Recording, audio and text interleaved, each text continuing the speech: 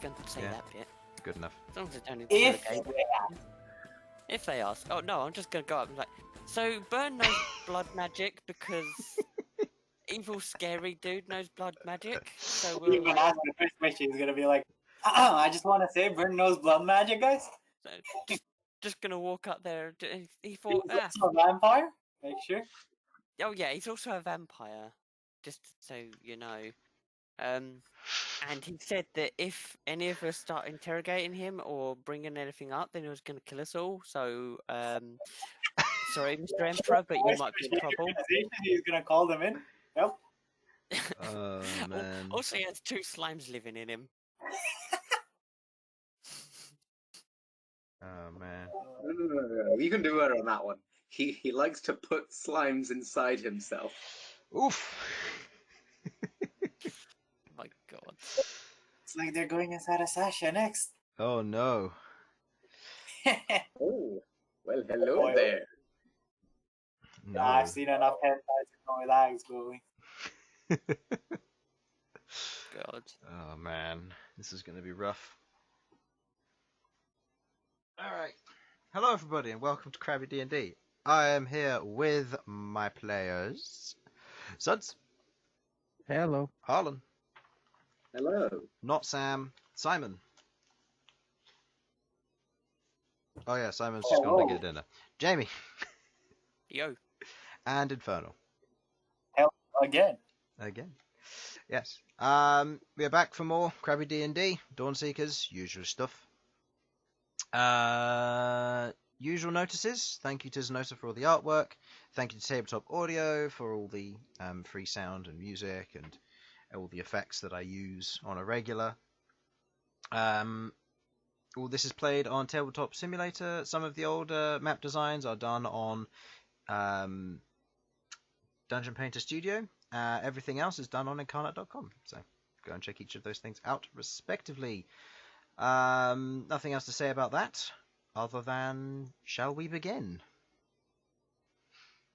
So, Sure. yes. Last session, our party of adventurers. Queglod, Sasha, Malcom, Bern, and Rook had travelled to Oregon, taking a letter from Tower Keen on the attacks that had happened, the full report, and the transcript about various bits of information that Rook had let loose onto the general himself. With this all taking place and the party taking the initiative to make sure that they're there when this transcript is read or dealt with, they are in Oregon. They stayed in one of the local taverns and proceeded to have an adventure and gander around the shops, performed various things, completed some spells, worked on magical items, and some went home to Adamanthia to complete some side objectives, before the party returned to Oregon as they were summoned before the courts. As you were summoned, some of you meeting an individual called Mage Esloth, you were taken up to the top of Oregon itself, up onto that ledge, and heading into the main citadel there.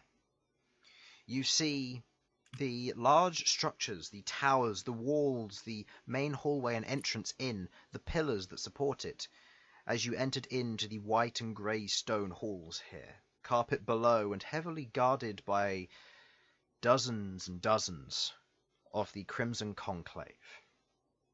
As you enter in, being allowed to keep your weapons, interestingly enough, as you enter in to the main council chamber, you see that it is otherwise divided and is a large amphitheatre-like room, central pillars holding up the dome-like roof with a mural carved and painted onto it.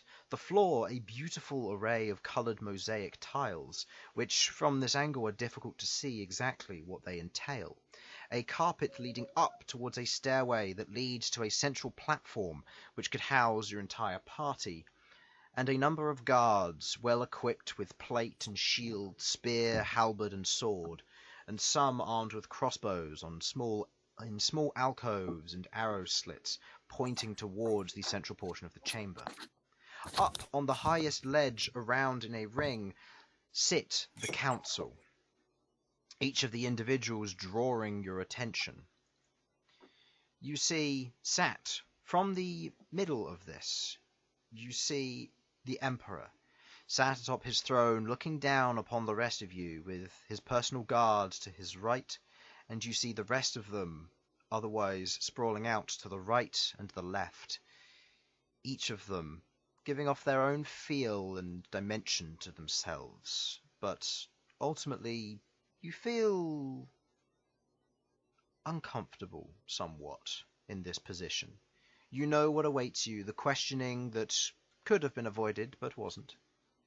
And so you stand there looking up as an announcement is called by a herald of some form next to the main platform. The first person to speak, please could Edsloth take his stand. In this moment of being called forward, you watch as the mage, Edsloth, the one who had been here partially with guiding some of you here, walks forward. Escorted by a guard, he walks up the stone steps onto the platform itself and looks up. He bows his head and otherwise awaits further communication. The herald steps to one side, moving off and standing between two guards as the dragonborn individual, wearing the beautifully inscribed plate armor, stands. As she looks down, she says, Mage Edsloth, if you please, proceed to recall the tale of which you told us yesterday, for the new occupants in the chamber and the remainder of the council. Yes, of course. About 3 months ago, just at the end of the winter's festivals, an individual was sent to my tower by hurricane, Elsyan Aleuir, a elf of privilege and nobility. He was apparently on a mission, trying to find some item, and was on a errand for hurricane. In the letter that he had brought with, it was that he was a trusted individual, and that what he was after had something to do with the group called the Dawn Seekers. The letter had told me to trust him and to give him what resources he could work with and send him on his way. And where exactly did he go? He went southward, heading towards one of the mercenary outposts, looking for something, I'm not sure what, but said he was going to get some hirelings, and once he'd finished, he'd return and want to teleport home. And did he get what he was after? Yes, he came back, and I sent him on his way back to Oregon. Is this individual with this group, the Dawn Seekers? I did not see him among them, no. And do you recognize any other members? From the other letters that Hurricane had sent me, I recognize Queglod, that one, and Malcom, that one. They were apparently two of the individuals that he wrote to me in the letters about. Thank you, Edsloth. You may go. Continue your studies, and we will call you back if we require your assistance further. Yes, of course, milady, and your highness. He bows deeply and begins to back down the stairs before turning and walking by you all.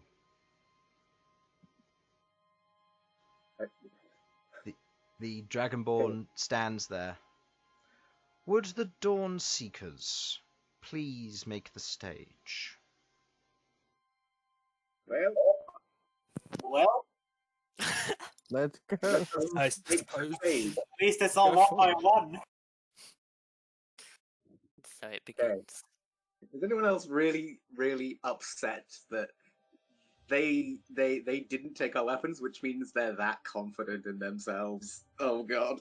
I'm glad I don't have to explain that they can't take my weapon. Funny we did that. Let's go. Same. Sasha leads the charge. By which I mean the slow, somber procession that is very serious and totally not full of fear. Okay. Malcolm just approaches like he would approach the queen. Yeah, likewise. Though I've never met anyone of royalty and dignity, so chieftains of the camp. Oh no, actually no, because we end up fighting with them. Let's not do that.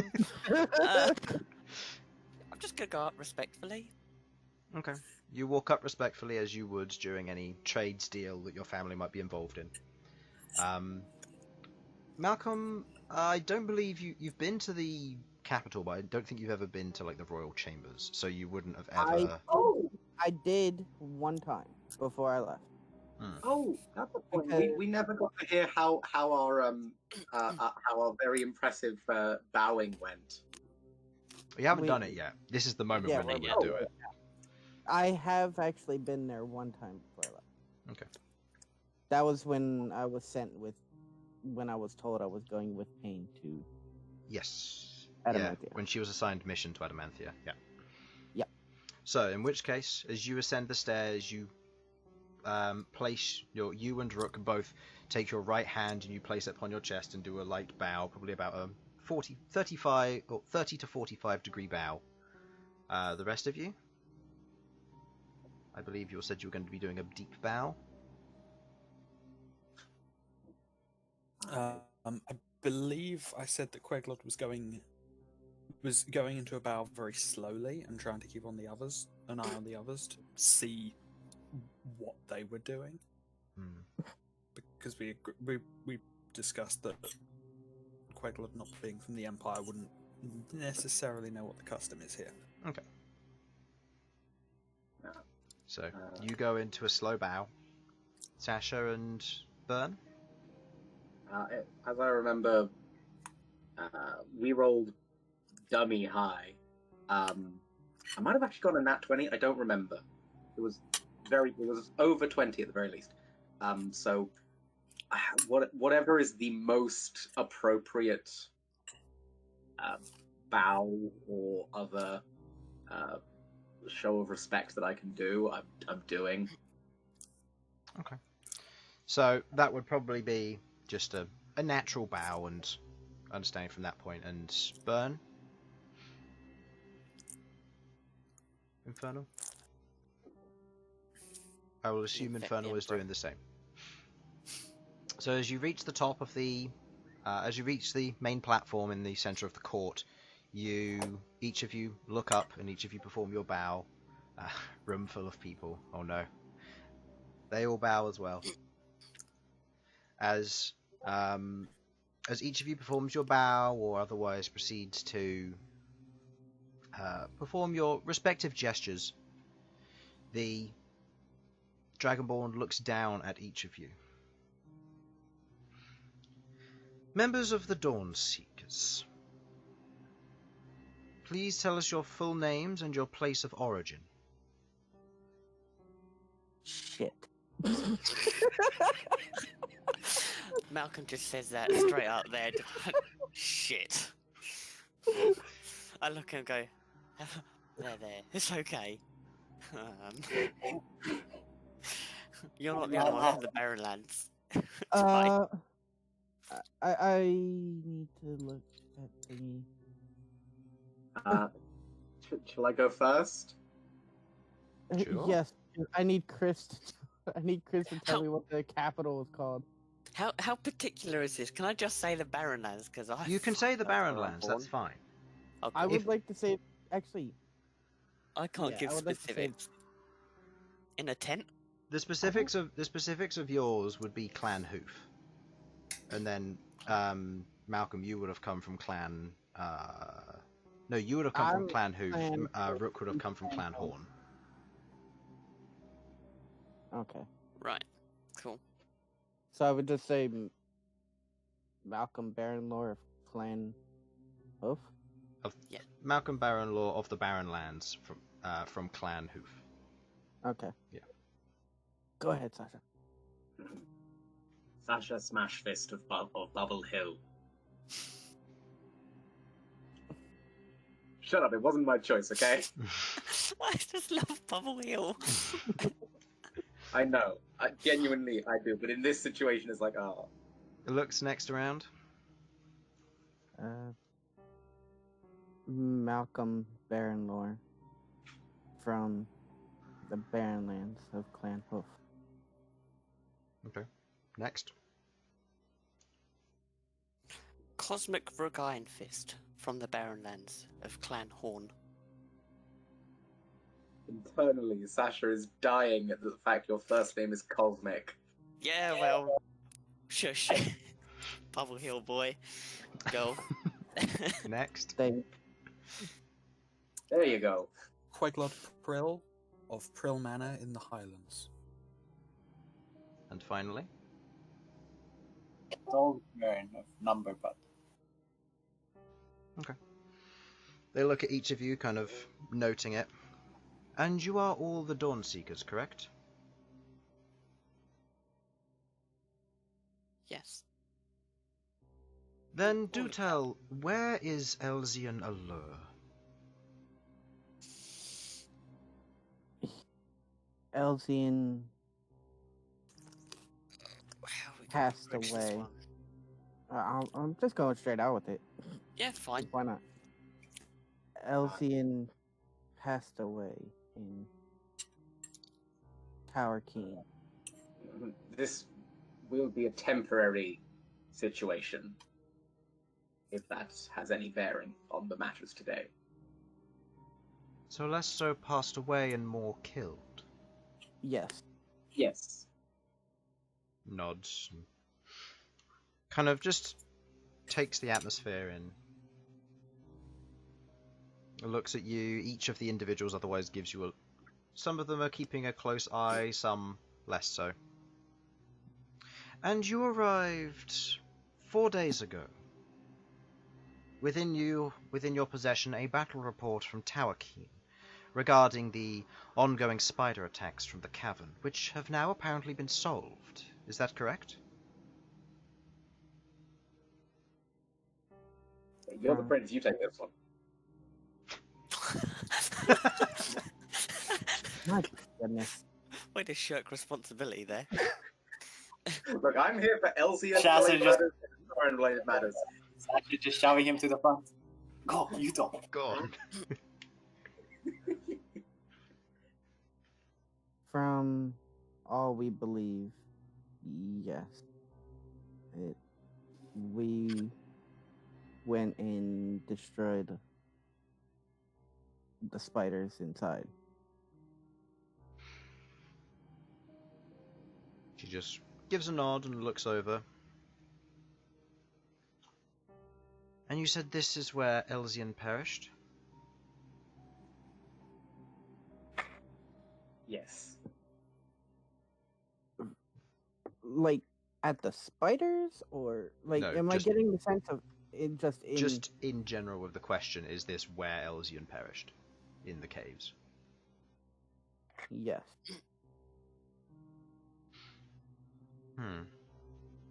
And from our reports on what we've been told, your group, the Dawnseekers, have done many things, and Hurricane has kept them from us.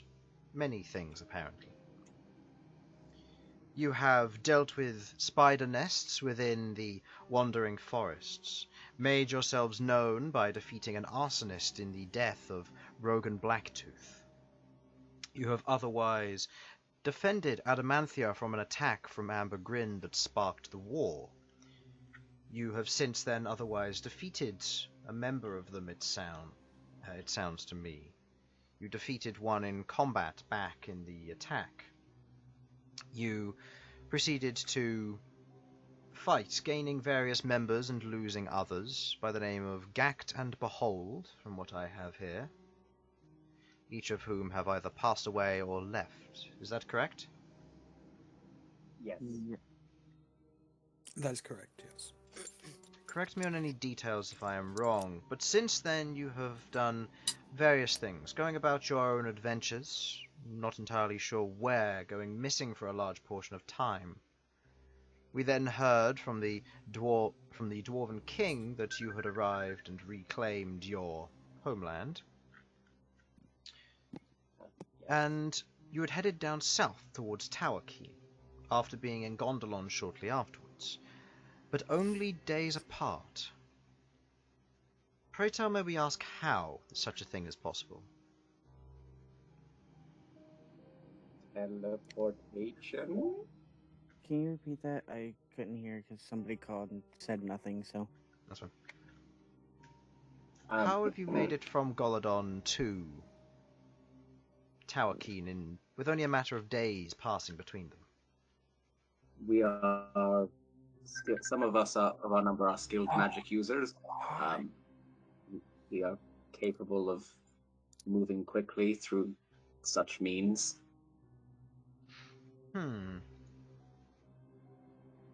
Is this through the use of teleportation circles, or...?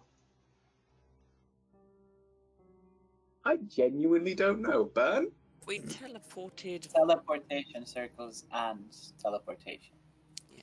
In this instance, it was a teleportation. Bern was able to transport us to his hometown of Numberbud. From there, we were able to travel via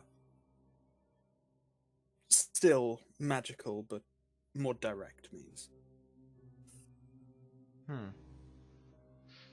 She looks around at some of the other court members. More accurately, I would like 2 of your party members who are watching her specifically to make me a perception check, please. Oh, which one was it? This is the Oh, paladin, or not the paladin, the dragonborn. So Yes. this would be Sasha, and somebody else was watching her, correct? Oh shit! I completely forgot to join it. Okay, I'm just joining in now. That's fine. It's just Sasha. Yeah, I think it was just Sasha. Was just Sasha? Okay. I In which think case, so. Sasha, go ahead and roll me a perception check to see if you can gauge who she looks at. Okay, that's a good one. Doesn't matter what I have for it's persuasion. No, not persuasion. Perception +5, so 22. Okay. From her position to the right of directly to the right of the Emperor, she looks 2 seats past the Emperor on the other side, particularly to the preacher-like human. The one who otherwise sits there, well endorsed, silver robe with a golden red trim, looks very religious and otherwise has the symbol of Motalin emblazed on his stole that is wrapped around his neck. She looks at him and then proceeds to look back at the rest of you. Now, if Rook could remain on the stage, please. Bugger. Alright, Okay. everyone, back away slowly. Code red, code red. Fine.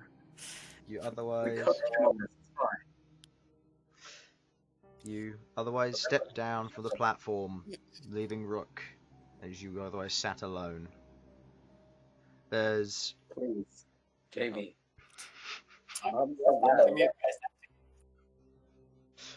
okay. Look, Lecry. The paladin or the dragonborn at this point takes a seat. At which point you watch as... Which one is this? Oh, jeez. You see the one standing to her immediate right. The female... one of the few females in here. The female human who otherwise doesn't seem to have any combat experience, but otherwise has a very strong air of confidence about her. She wears a white ivory gown, which otherwise has a pronounced scarlet trim as she steps forward towards the edge. Rook Ironfist. Yes. You were otherwise undertaken into the battle report given after the events in Tower Key, after which a transcript was written about the various things said and that happened there. During this transcript, you mentioned some of the following details. You mentioned about the use of soul magic and blood magic, along with the speak of a creature known as the Prince of Blood. Do you deny this Yes. fact? No, I do not deny. Which one of your party members is the one using this soul magic? Soul magic. Is this the... I'm not too great when it comes to magic. Is this the, fucking hell, what did he call it? This is internal Jamie talking, not actually Rook saying, oh, fucking hell. Major Rupture, weren't it? I believe. Major Rupture's blood magic. Right. So that was the... Okay, was this... Do you know of anything about soul magic? Have we ever discussed soul magic with Rook? No. You never have. The only thing which he No. knows is the detail that he mentioned, that Queglod has Elsyan's soul inside of the lantern. Yeah. Yeah, literally he knows nothing about magic. Like, the only magic he knows is what he can cast, and that's Zephyr Strike, Cure Wounds, And Healing Word, I think it was. no, it was Cure Wounds, there's 3 spells Hunter's that Mark. I've got. Yeah, Hunter's Mark, Hunter's Mark. Zephyr Strike, and Speak with Animals. So, yeah, long story short is he really doesn't know much about magic, which is why he didn't know it was bad. Which is why I said you should probably tell Rook in character this stuff. Oh well. Okay. So, alright, I'm back in it. Are you talking about the Major Rupture? No, I am referring to the Rupture? use of the trapping of a soul. Oh, the Trapping of the Soul. In Elsyan's stick staff, Elsyan Queglod's stick staff thing. Oh, well, I guess I can't just told you. Queglod has it. The soul. Very well.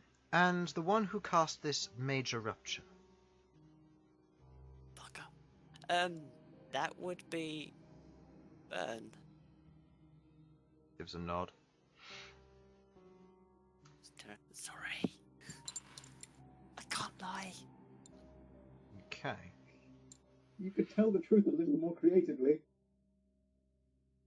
She looks about the rest of the court, at which point you watch as one of the individuals raises their hand. You see, near the opposite end on the left-hand side is the green Tiefling. She stands, and the one who was just speaking sits. As she stands, she goes, "Rook, please stand down from the stage, and Queglod, please make the stage." Very well.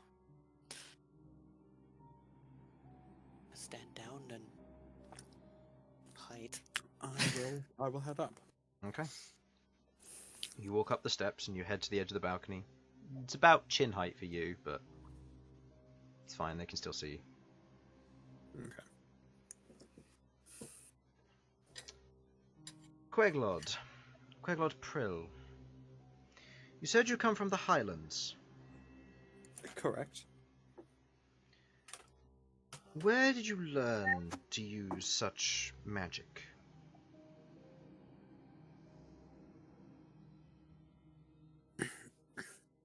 In the mountains, I made communion with the Raven Queen, who has gifted me certain arcane secrets and responsibilities. She looks. And you have Elsyan's soul trapped within. Within the lantern, yes. Is this by choice or by force?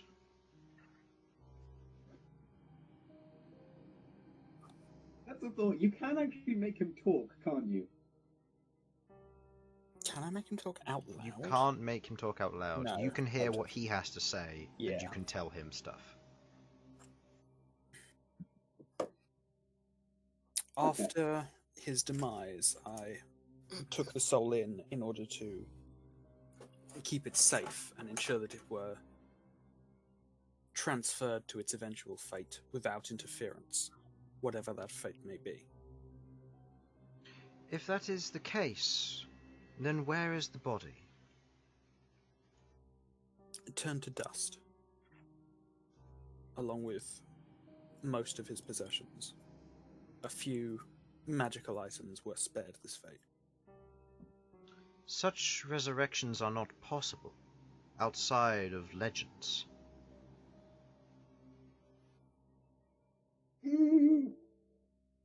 Throw me under the bus. Do it, Queglod. Dear me. I'm afraid I have no capacity to perform even conventional resurrections. Sasha Smashfist is the one with the knowledge of these events. She looks over at Sasha, looks back at you. Do you use any other forms of soul magic?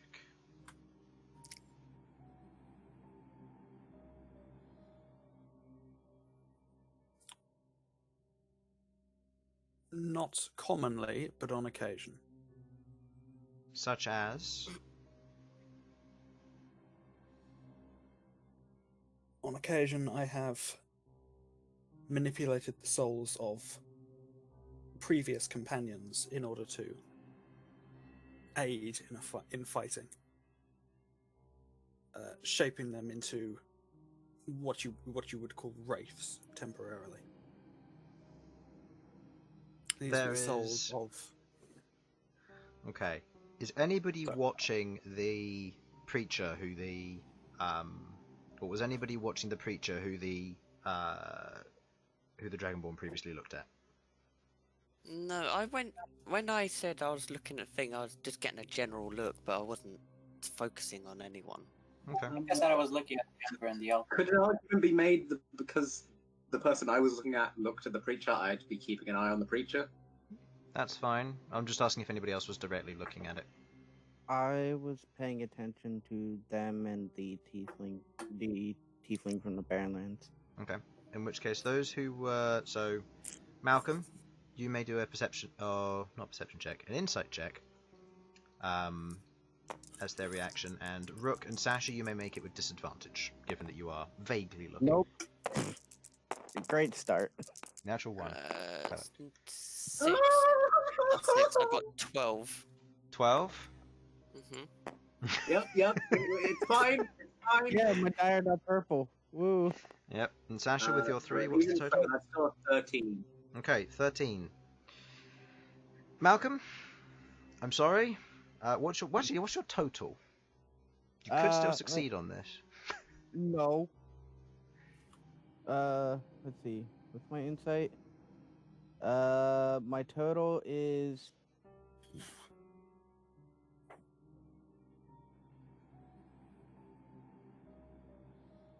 Be 2. 1, 2. Okay, no, okay.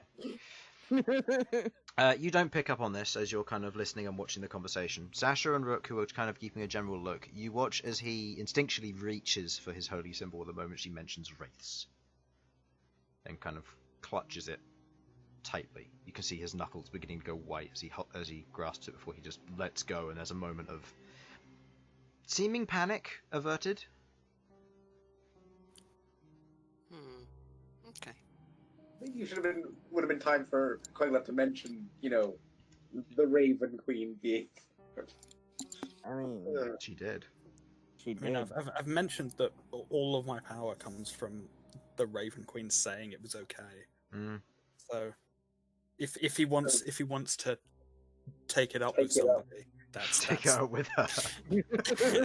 and I'll be Good more than luck. happy to explain this to him if he asks. But Uh, I'm mostly just here to answer questions.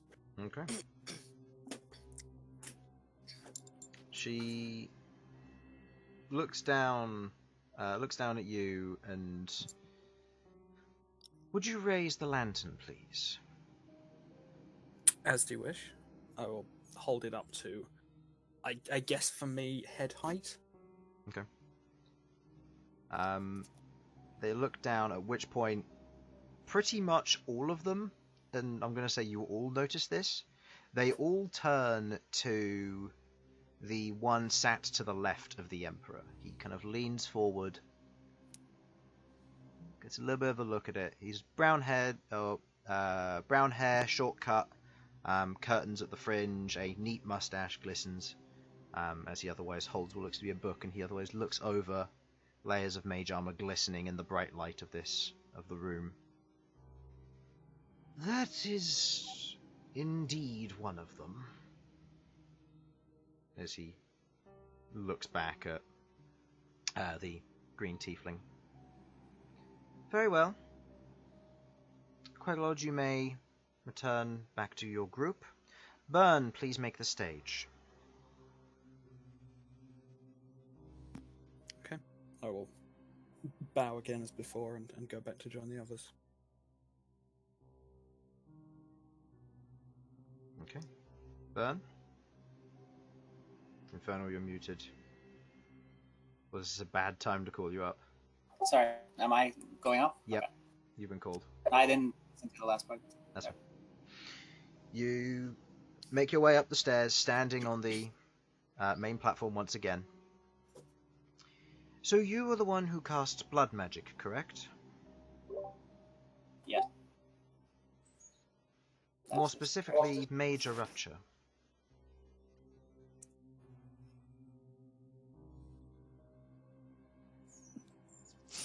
Did you Hello, just can go you hear me? out? Oh yeah, Hear there me? we go. Hello? Yeah. I can hear you now. I said yes. Are you used to other forms of blood magic? Some. Please Not clarify. Let's see. I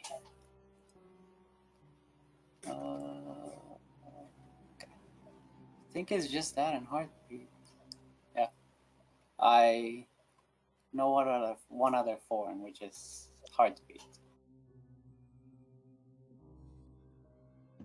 She kind of gives a nod, looks over again to the preacher individual before taking a seat, at which point he stands.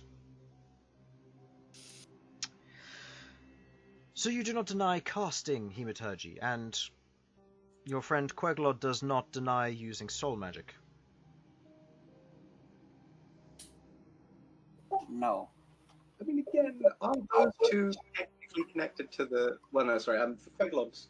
Are you saying this out loud? I thought that was from the lantern itself. Are you saying this out loud? Also, yes. It is No, from the this lantern. is a question still. to you. This is, yeah, it's from the lantern. Okay. So it comes from the lantern itself, but again, the parameters of what the magical of what your artifacts do changes according to you. So for example, lighthouse would be different from if Malcom used it to if Sasha used it, or the lantern would be different from if Queglod used it to somebody else. But again, the aspect of it is that these are generally more aimed at particular people.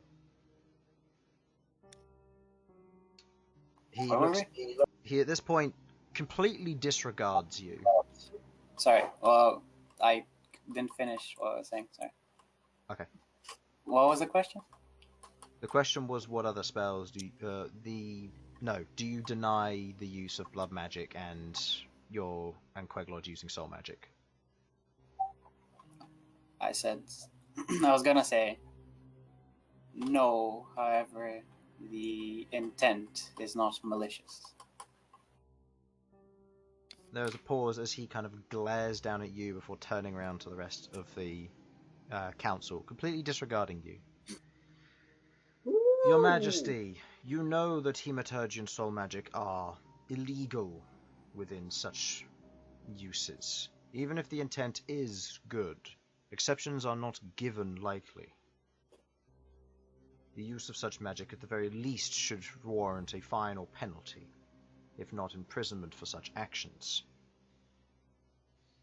You watch as, in this moment, the Gif, who's otherwise been remaining silent for this at this time, just slowly pulls out his pipe, and the courtroom goes partially quiet.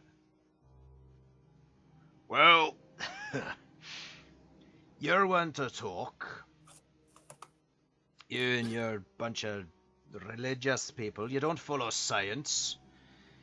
As far as I'm concerned, if it's being used for a good cause, it doesn't matter whether it's in the hands of someone such as them. They came to us. They didn't try to hide. They didn't try to run. They knew this was coming, and they came to us. So why should it be an issue that they use a little bit of illegal magic on the side? The preacher at this point kind of pauses, and most of you notice he's beginning to get a little bit flustered in this situation. As mostly he's cool-headed, the mention about making rakes earlier seems to have shaken him a little bit.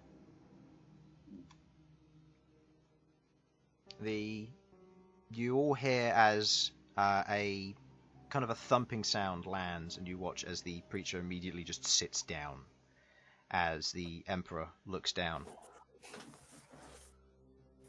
Bern and Queglod Prill, please make the stage.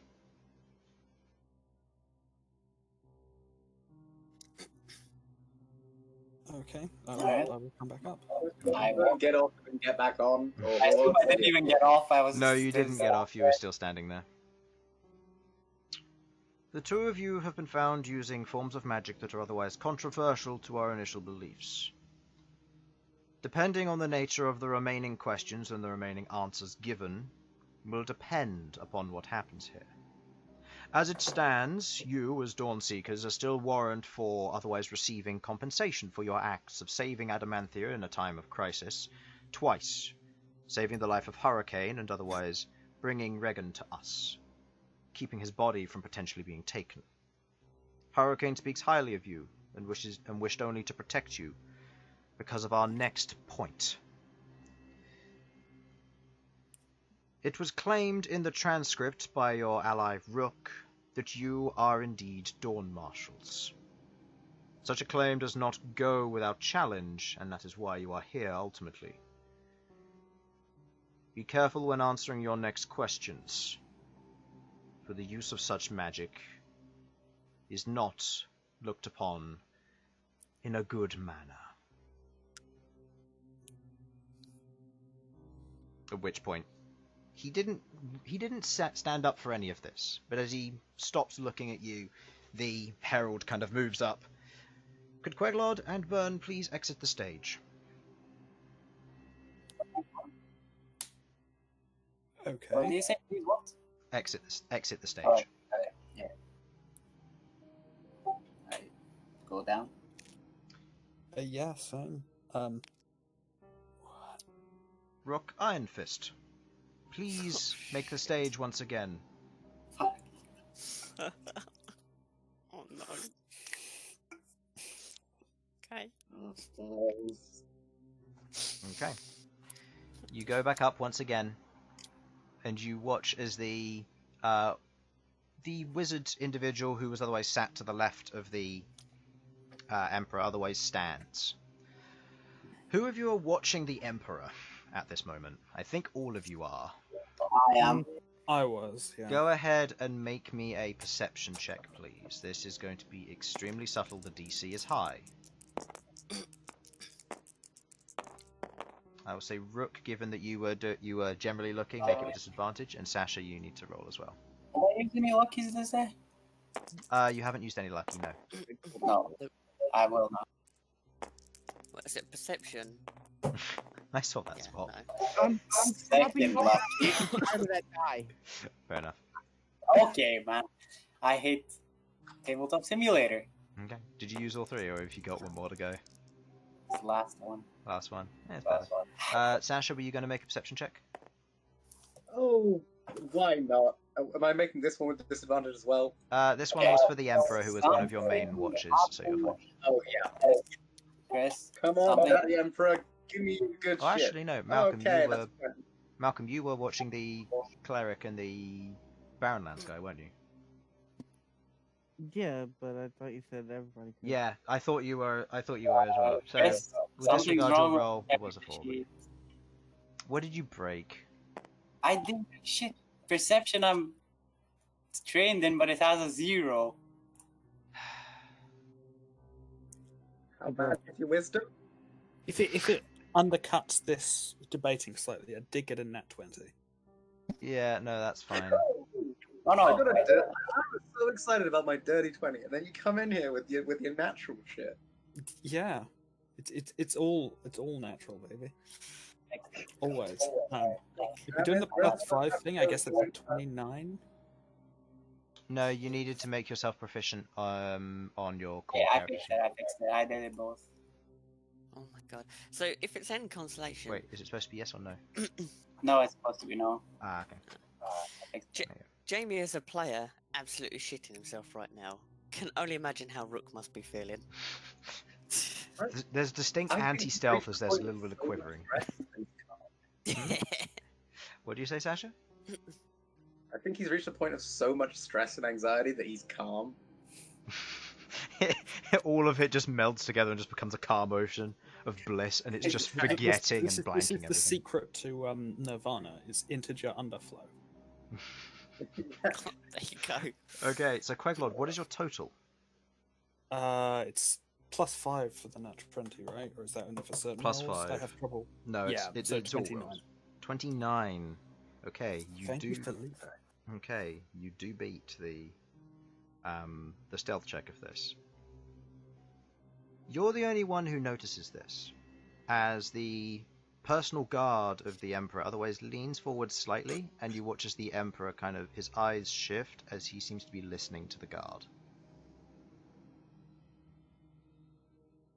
It's very subtle, and because of the full helm, you can't tell he's speaking. There's no sound that seems to be made, and the Emperor seems to be listening very intently to him. But not to the point where it doesn't look like he's paying attention to you all. If it wasn't for that natural 20, you don't think you would have spotted it. Oh my god, it's a fucking body double! Oh, someone else was speaking. Okay. As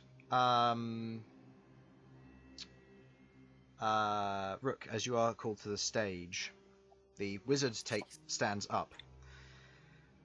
So, Rook, you mentioned a creature known as the Prince of Blood, yes? Yes. Care to explain further? Okay, well... Oh god, where do I start? At the beginning would help. Okay, right. So, there's this axe. I'll point to the axe. This has been in my family line for as long as I can actually remember. It's a curse. I can't actually wield any other weapons. No one can touch the axe. My job, basically, as same as everyone else in my family lineage, is got to try and beat the curse of this axe. So I started my journey trying to find what I'm meant to do. There are symbols on the axe, and I need to beat or do specific tasks or actions. The symbols will then light up, and then when they're all done, I'm assuming the axe's curse will be dispelled. So, had the crescent moon, no problem. Found that in a druid circle. Couldn't work out what to do next. We went into the... Yeah, hang on. Rook.exe. Was it under Craganville? Right. We went to Craganville by accident, to be honest. We were trying to teleport out of Oromance Ravine, and they had an issue. We went in there. There was a door. There was loads of tasks and challenges. Got to the end of that, and there was a fleshy kind of cocoon wrapped with chains, and I think it was celestial creature or celestials sort of holding at the ends of the chains. So anyway, as I approached it, the axe started vibrating, and I didn't say way, by the way. Just sat in front of the Emperor. Everyone just spontaneously puts on shades and just goes, hey. Hey. The axe started vibrating. I've never really come across this before, but the closer I got to this fleshy cocoon, the more and more intensely it was reacting. So, my natural instincts being, well, I mean, let's be honest, I'm bullheaded, this is why we react. I severed the chains in an attempt to try and see if something would happen in regards to the axe. Long story short is, inside the fleshy cocoon was a being which is a humanoid creature with bat-like wings, goes by the name of the Prince of Blood. I then proceeded to find out that, he escaped from there. We tried fighting him; it didn't go well. But I then found out that one of the main tasks of my axe is to defeat the Prince of Blood. It's the only weapon that can kill him. Probably. Probably, as far as I know. Do you say that, Sasha? No, I should. Yeah, I'm sorry. No, I did not say that as much as yeah, sorry, I'm sure now. So yeah, as far as I know, it's the only weapon that can kill him. And since then, we are actively trying to hunt him down and kill him. In the meanwhile, he's going around resurrecting his fallen companions or sealed away companions. We've now killed one of them, which is where we lost Elsyan. And He puts up a finger. In the caverns below Tower Key. yes. There's a Was it- crystal kind of something we went into. Was it the creatures that were attacking Tower Key? Oh, was it? It's not Tower King, is it? Confused me when you said Tower King. It is Tower Key. Oh, yeah, it's Tower King. No, further down in Tower King, there was Crystal Guardians, and as soon as you got past the Crystal Guardians, there was a seal. You had to go through the seal, and the Venacious Horror was sealed within. And that's where we killed her.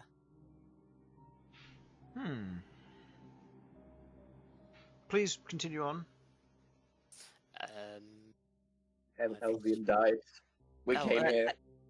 Yeah, that basically up to date. As far as we know, the Prince of Blood currently is in hell looking for something. I think it's his crown. I don't know what happened when he does that. And he has spider people working for him. Not a fan of spiders. Tarotan? Yes, them ones.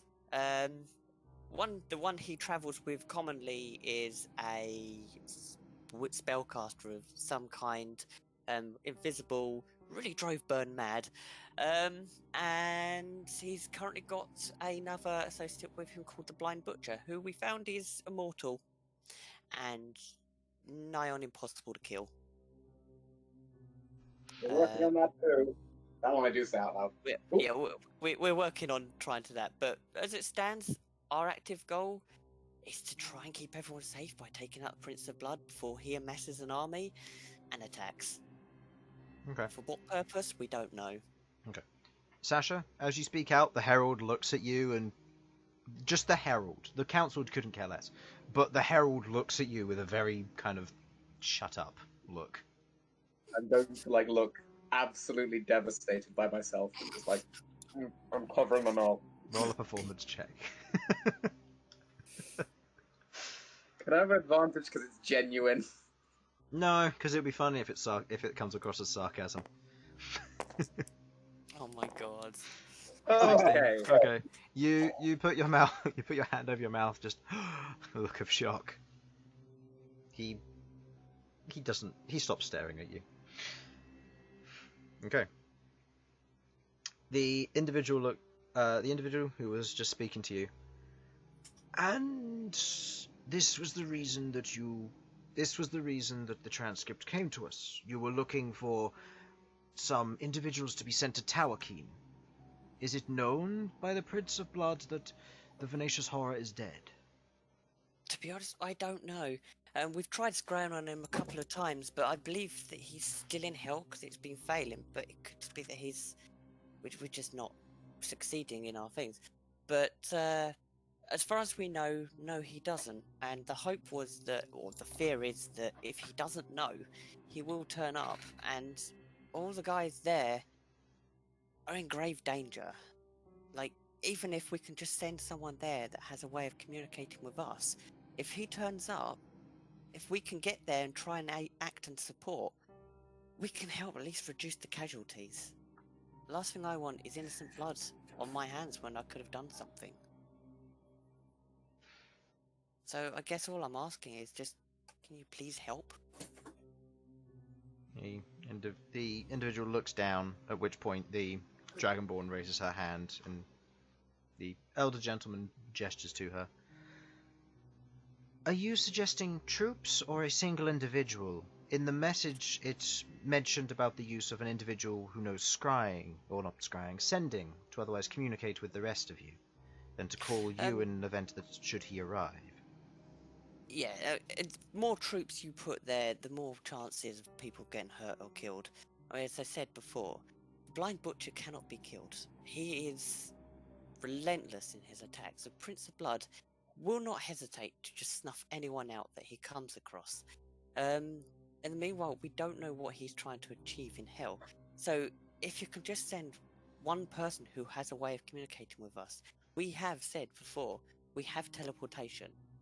We will do our utmost to get there and react to the situation.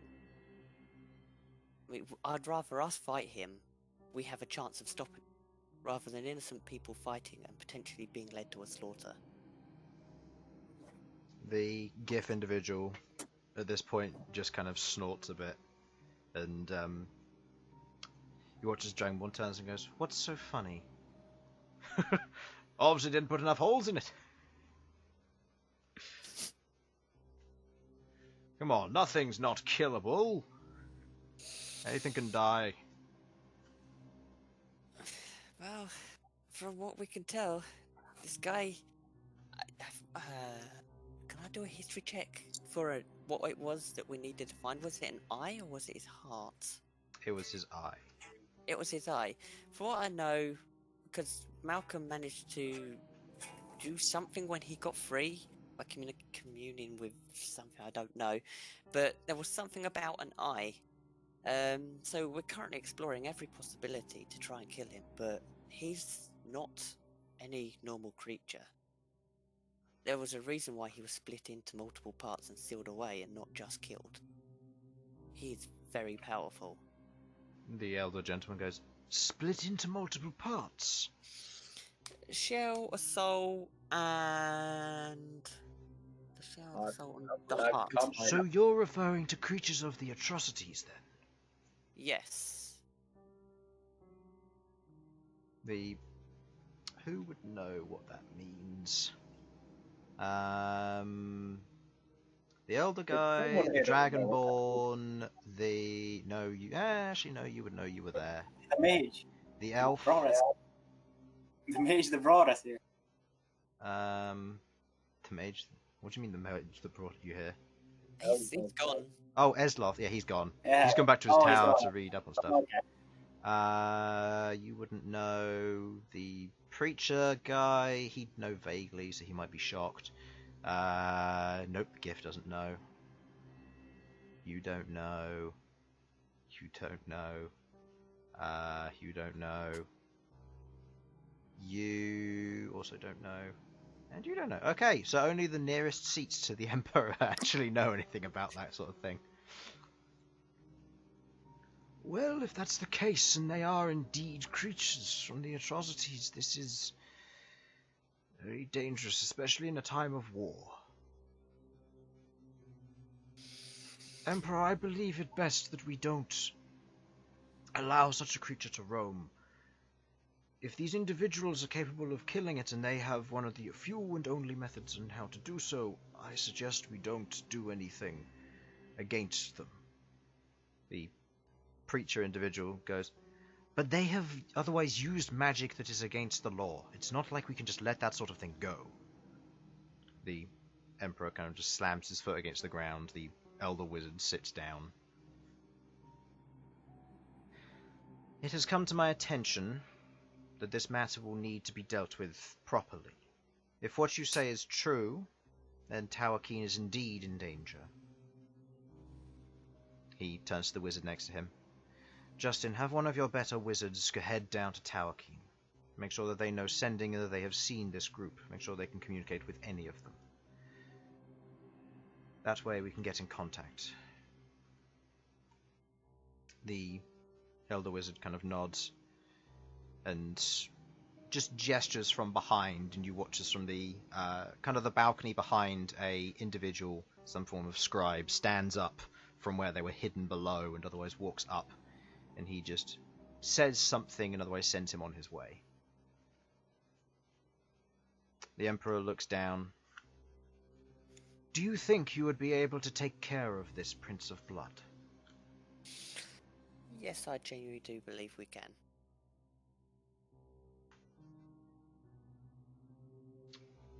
Roll me a persuasion check, please. You sure that ain't a deception? Do I get anything because I genuinely believe we can, because we've nearly killed This him? would just be a perception check, just to see how much of a truth you can pull off of okay. this. What is it, a persuasion? Persuasion. 6 plus 3. Plus Nine. 3? Yeah, 9. not very persuasive. He looks at you. You seem to doubt yourself. Well, we have fought him 3 times. Twice now? 2? 3? Twice. Hang on. Twice. We have fought him twice now. The last time we engaged with him, we very nearly killed him. If it wasn't for him being able to teleport away, we would have beat him. My concern is that he's on a constant mission to increase his capacity for his minions. They are incredibly strong, and there are 2 we haven't come across yet. Let me go to my notes. Yeah, there are 2 that we've come across yet that we don't know about. What they're capable of, what they're doing. Last we saw of the Sorcerer, which worked under Prince of Blood, I believe he was in the process of trying to resurrect the Skin Scribe. My concern is that he's going to raise a very powerful army. And yes, we might be able to deal with the Prince of Blood. I have the ability to deal with the Prince of Blood. If we kill him, what are his subordinates going to do? So we need as much resources or whatever it is we can get to try and at least research how to defeat them as well. Because the last thing I want is to cut off the head of an army and essentially the army then run riot and take over everything. That's probably my only hesitation that I have, but I genuinely believe in my abilities to kill the Prince of Blood. Research is possible, the wizard speaks up. That is something that we can help out at the librarium. That sort of information from the atrocities is usually kept under watch, but I can look into it. Get several of my best scribes looking for that kind of information, but I cannot guarantee anything. No, but any help would be appreciated. I can give you the names of his subordinates. We will speak afterwards about this, I think. Very well. Yes, we don't know whether we're going to kill you yet. Also true. What's next on my agenda? Ah, yes.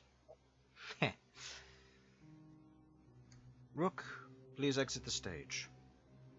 As you wish. At which point, the black tiefling right on the end stands. Oh no. At which point he says, Mr. Prince, please make the stage. His Hi. grin that has gone from ear to ear has not left. I guess I go up to the stage. Well, good luck with that. You take your steps up. Do you know who I am? Did I actually know his name or just You his... just recognized him. I just recognized him as... Yeah. So I don't really know anything about him. No. No.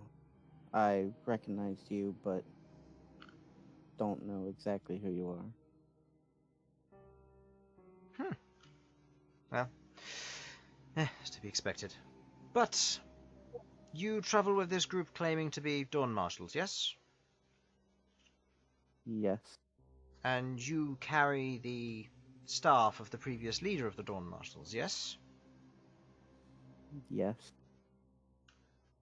And you are eventually potentially supposed to take the role as ruler of the Barren Lands.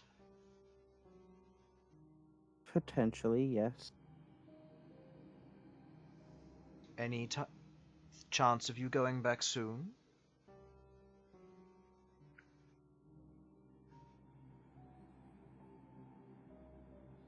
I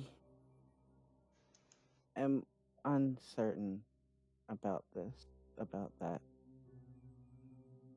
There is a. I plan to go back soon. I'm just not sure when that soon will be.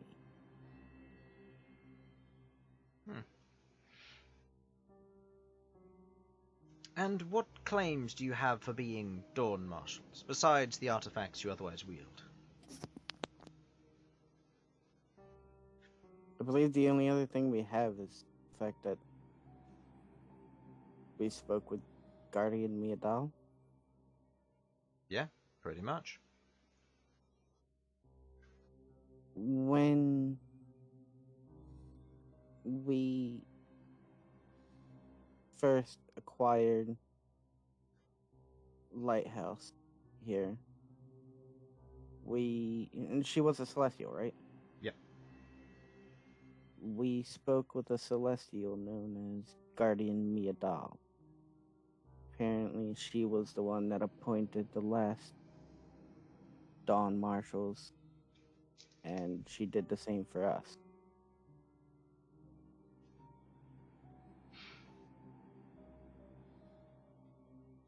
He looks down at you very intently, kind of very slightly gazes at the rest of your companions.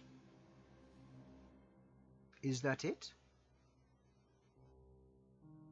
That's all we really have. So your sayings of being Dawn Marshals are based on the acquisition of artifacts and the potential foolery of an illusion or a fae?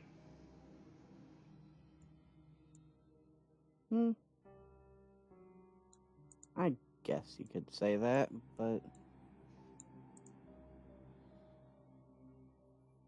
if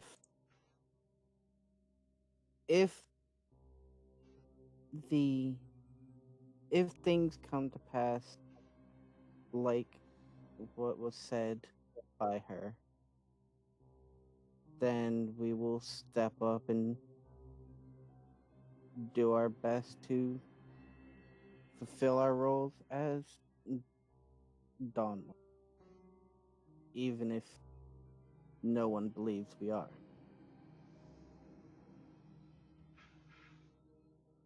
That is all the questions I have, if anybody else is so inclined to ask anything. Okay, before you do that, can I just be thinking really hard in my head? Yes, I'd like to ask why you're such a dick. I'm just hoping someone in here can read my mind. Can anybody? No, none of them have cast Detect Ward, so it's fine. Okay. It'd be great if I got a reaction, though.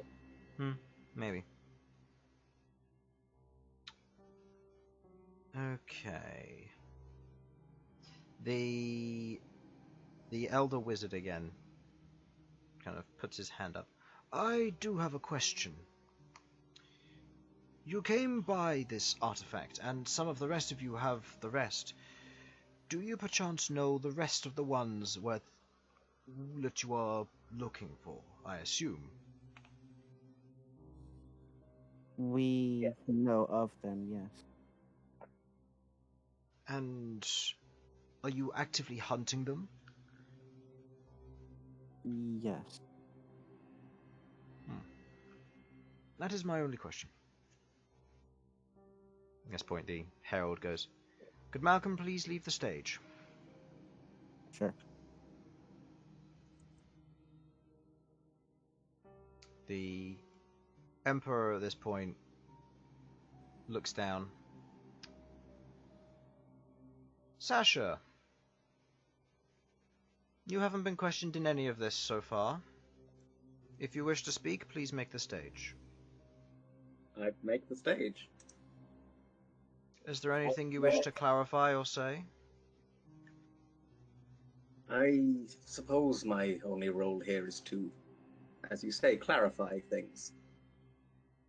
It was mentioned that resurrection of that scale from disintegration is mentioned only in legends. This is not entirely true. Resurrection magics are known across all the lands, and though few reach the ability to do so, powerful casters are capable of resurrecting even those whose corporeal form has been lost.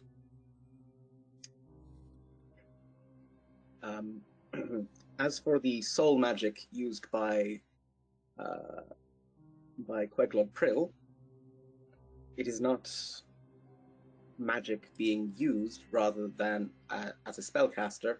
Rather, it is the effect of a magical item, an artifact of the Dawn Marshals, changed via its connection to the Raven Queen through Queglod.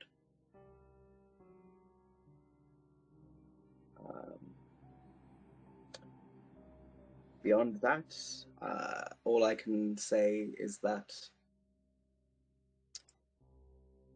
if there are any questions any of you have, I would be more than happy to answer them.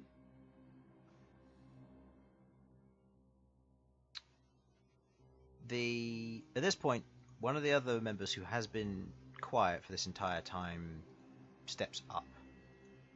You watch as the dwarf, the one with the bright orange beard, stands.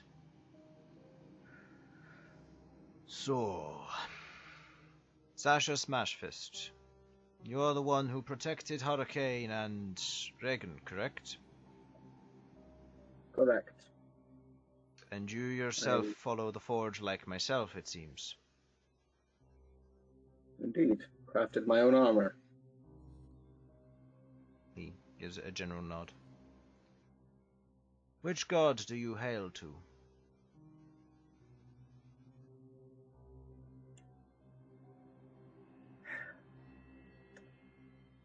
Though I understand it is frowned upon, I am bound to the goddess Aturan.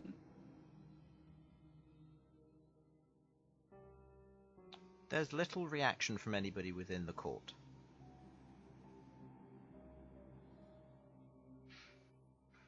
Very well. As a personal thank you from me, thank you for doing all you could to save my brother. He puts his hand against his chest and gives a slight nod. I do the same. If I'm allowed to say, there may be information about that you may wish to hear after proceedings here have ended. Regan's death is still a court matter. You may speak freely here, even though it may not be on the topic. Do you object, Emperor? He looks at the Emperor, who just goes, No, by all means. This is a mention of one of our High Templars, one of our best. Please, do go on.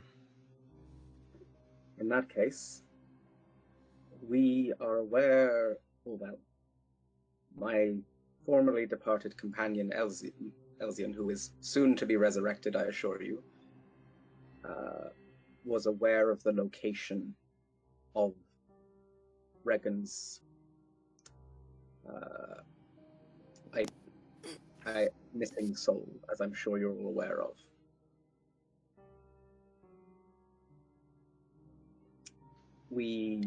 Once he is resurrected, there is a strong chance we will be able to track down its location, or its last known location, and potentially have him be resurrected.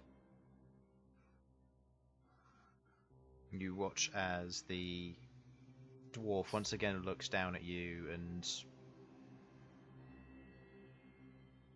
there's a moment of surprise, and he's not trying to hide his emotions, and as one of the individuals, he looks down at you, and there's almost a moment of he has to hold back tears.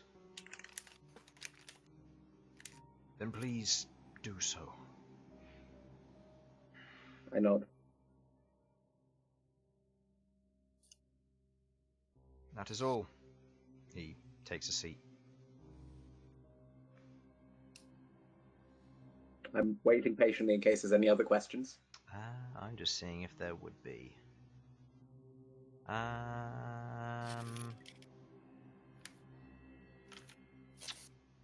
Nope, no more questions. Oh, even from a Torag lady? Oh. We know if the information about the guy that attacked, where he went through Oregon, got delivered here. Are you saying this to the rest of your party? No, I'm just asking you. Like, did we tell anyone to send Nope. the information? This is information which only you guys have realized, but nobody's mentioned it. Oh, can I raise my hand? Okay. You raise your hand. At this point, the herald goes, "On what information do you wish to speak, Bern?" Or Dull, sorry. Oh, sorry. The one that attacked Adamanthi and killed, was it Reagan? Or is it? Reagan. Well, technically he did kill Hurricane, it just didn't stick for long. Yeah, true.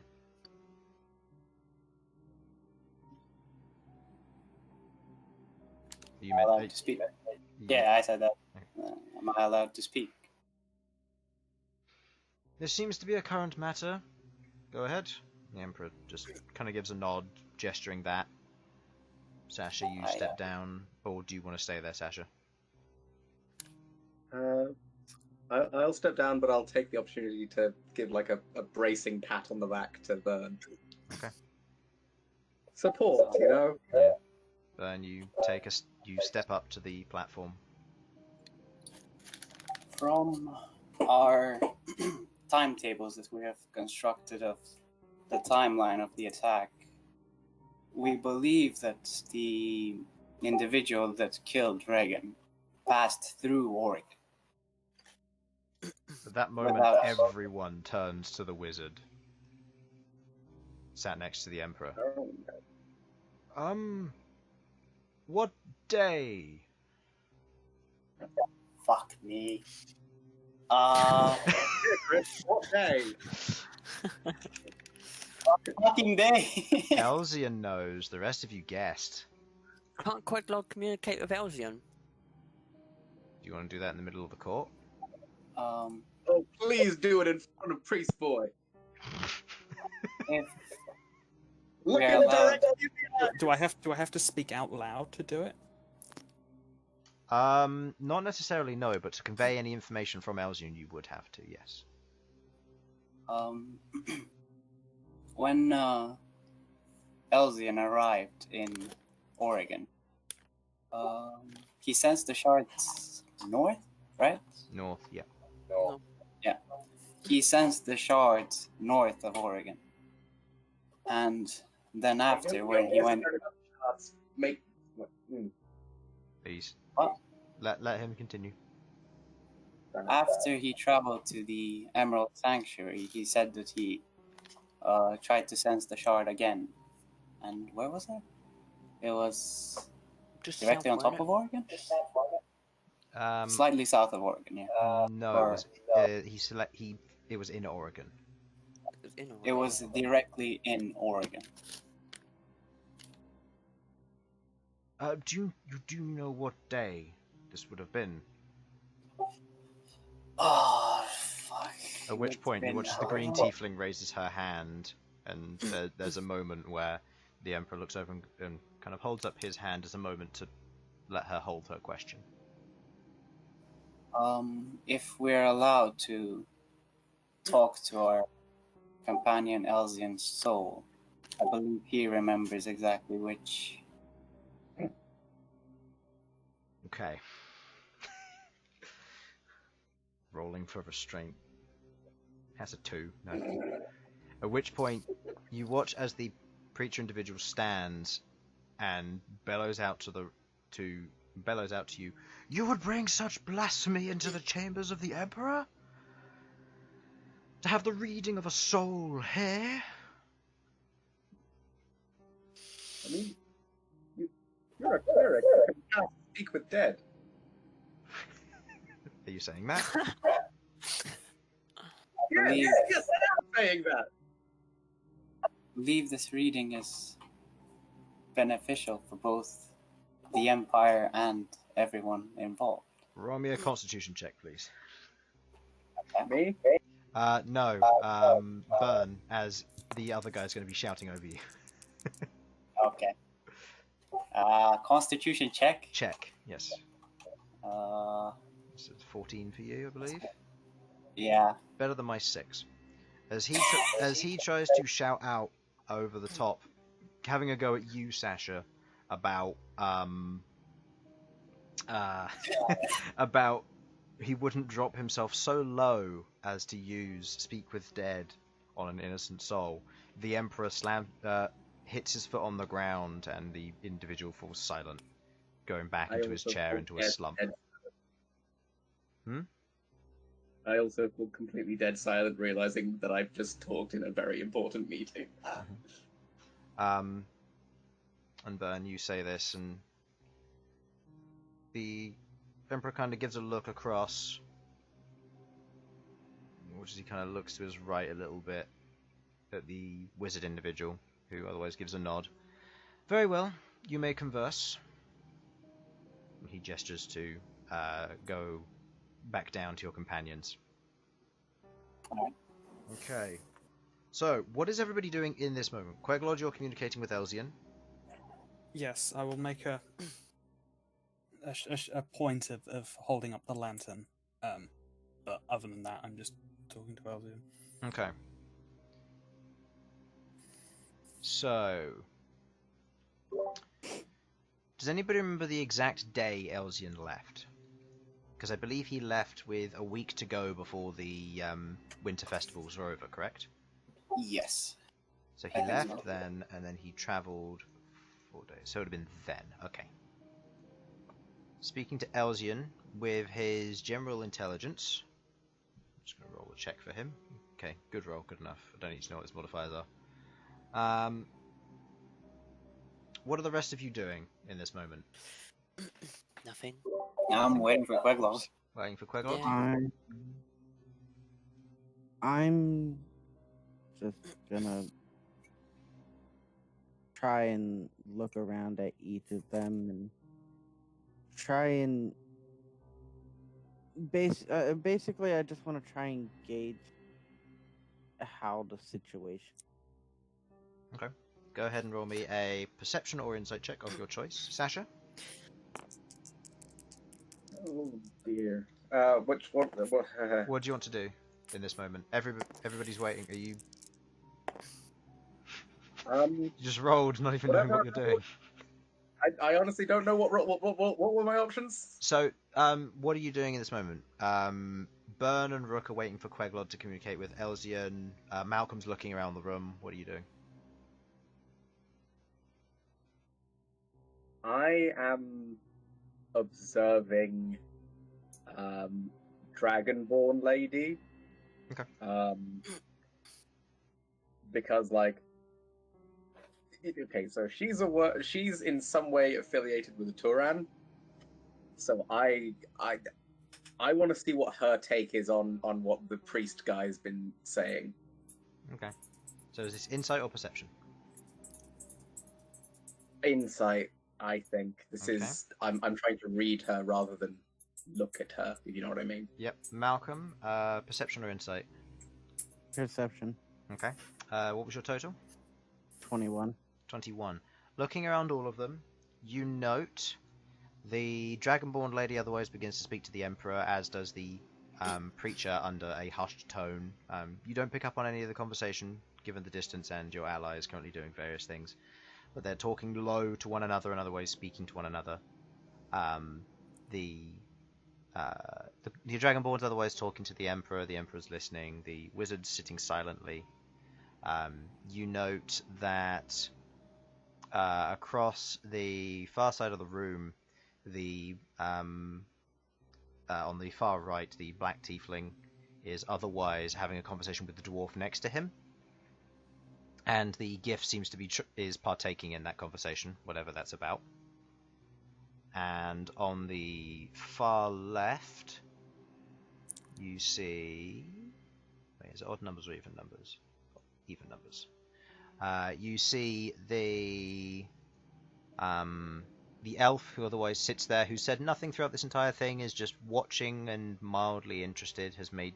Seems to be writing down a few things in a book of some kind. Sword?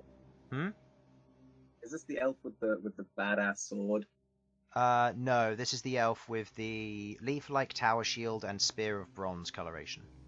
Right. The other elf who has the badass sword, who has also said absolutely nothing, is currently slumped in his chair, just not really caring much about what's going on. Nice. And that was Elsyan's dad, everyone. No. If this was Elsyan's dad, I'd be very worried. Oh, actually, no. That's a point. These are elves. How are they feeling about Elsyan being disintegrated? The first elf, the one nearest the Emperor, he's slouched, he doesn't care. And the furthest left one is writing things down and seems to have taken the information of Elsyan's death interestingly. Interesting. Yeah. What was your total on your insight, by the way? 27. Okay. He is otherwise... it seems to be that, from what you can tell, looking at him and looking at his gestures, he is And I was looking at watching... the dragon lady. Oh, you were looking at the Dragon Lady. Yeah, sorry. Looking at the Dragon Lady and what she's talking about, she seems to just be having a general conversation about how the preacher is wrong. That is the majority of their conversation. And she seems to not necessarily be defending you, but be defending herself. Not bad. Fair enough. As you speak to Elsyan... Enemy of my enemy is my friend. Elsyan gives you the following information. It was on the 19th of Zuvena, back just before Frost's Embrace ended this year. Or last year, sorry. Just before Frost's Embrace ended on the 19th of Zuvena was the day when he checked on that. That was the day when he checked and it was in Oregon. He doesn't know about the days before or after, but on the days on either side, 3 days apart. The first one, the closest shard was in Towerkeen, and then 3 days later it was to the north of Oregon. 3 days after that it was in Oregon. 3 days after that it was out of Oregon. So somewhere in between there it was, and that was heading southward of Oregon. So somewhere in between there it made it into Oregon and left. So between the dates of the 17th and the 20th is when it would have left. Okay. Are you gonna step up? 17th and 21st, sorry. Yes, Are I you gonna step will. up? Yes, I think I will step up. I mean, I think for the sake of openness, I ought to kind of show our working on this, not be like, oh yeah, I spoke to Elsyan and he said, yes, it was this time here. Okay. So I want to try and relay, I guess, all of that information. Okay. Just so we're not like keeping secrets. Yeah. You stand on the stage. You proceed to reveal the information on the time, dates. At which point the wizard kind of looks over. I'll get looking into that. If they went into the city, I'll know about it. Okay. Do you happen to know the name of this individual? You're okay. He's talking about the Assassin. Syringe guy, yeah. I'm afraid not. We only saw his appearance when we encountered him. Very well. I'll see what I can come up with. Syringe guy. Yes, matches the description that Hurricane gave. Thank you. The Emperor at this point looks over. Well, a judgment has to be reached on whether you are or are not Dawn Marshals. Of these matters, from what we understand, I deem that you are who you say you are. You have helped to Towerkeen, Adamanthia, Golodon, and various other cities in the matters there. You have in your possession and the use of illegal magic, of soul and blood magic. However, your acts of good thus far have otherwise outweighed the bad, and you are still required to defeat this Prince of Blood character. That matter will not be otherwise interfered with. We will help you by having a mage sent to Tawakeen who knows sending to contact you if such an event should occur. In such an event, we will rely on your immediate arrival in aid of Tawakeen, no matter whether it is a false alarm or not. In the event that we cannot reach you, we will assume your death. But whether you are Dawn Marshals is a difficult one. To hold such a name would mean to overwrite our previous heroes. Such a name would be very dangerous for the general public to know. To think that you've come back... He pauses for a moment. Why have you come back?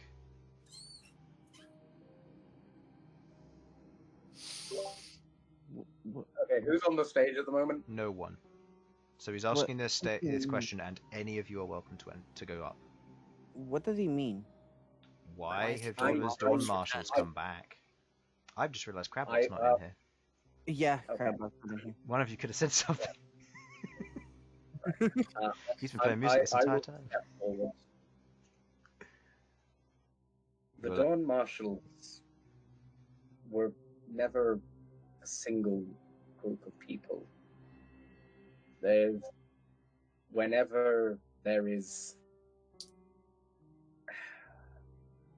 a great danger, generally related to ruinous powers such as the undead or the fiendish, apparently people are chosen to become Dawn Marshals. In this case, what with the war occurring, the Prince of Blood being released, the movements of the Amber Grin, and who knows what other dark goings-on occurring, I think it's no wonder that the Dawn Marshals have returned, whether you believe it or not. Are we supposed to kill Rengar or something? Yeah, I was Oh gonna yeah, say. so we You have are- to kill Ringar. Currently, Sasha is the one on the stage. With what you have said, ignoring the Ringar thing, given that was... Unless you wish to say Oh, that I out will loud, tell Bern. Okay, Bern has no fucking clue. I mean, I don't know who Rengar is. I mean, what? and what with the movement of dragons from Arcathun, it's no wonder that bit, yeah. Just imagine I slipped it in there, okay? Okay. A little bit of time magic going on. Make me a persuasion check. However, you will be allowed to re-roll this once if you so wish, but you must take the new roll if you do. It is not advantage. Oh. It is slightly different. If you re-roll, you may wish to do so, but you have to take the new roll. I'll take the new roll. Damn right. Dirty 20. You say these things, and he sits there and contemplates. At which point, the preacher goes to stand. The preacher goes to stand once more, and you watch as the elf, who was in the slumped position, just leans forward and otherwise slams his sword onto the ground. At which point, the preacher sits down. He gets I really like this guy. the individual gets up and looks over you all. Previously, back when they first came about,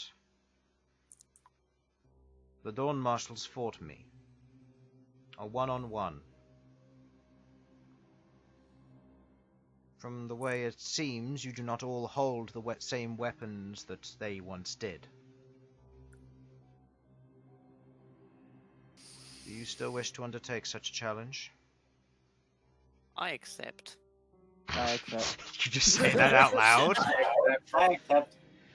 Yeah. Yeah, Yeah. I'll say mine out loud too. Then which one Okay, of you yeah. wishes to challenge me?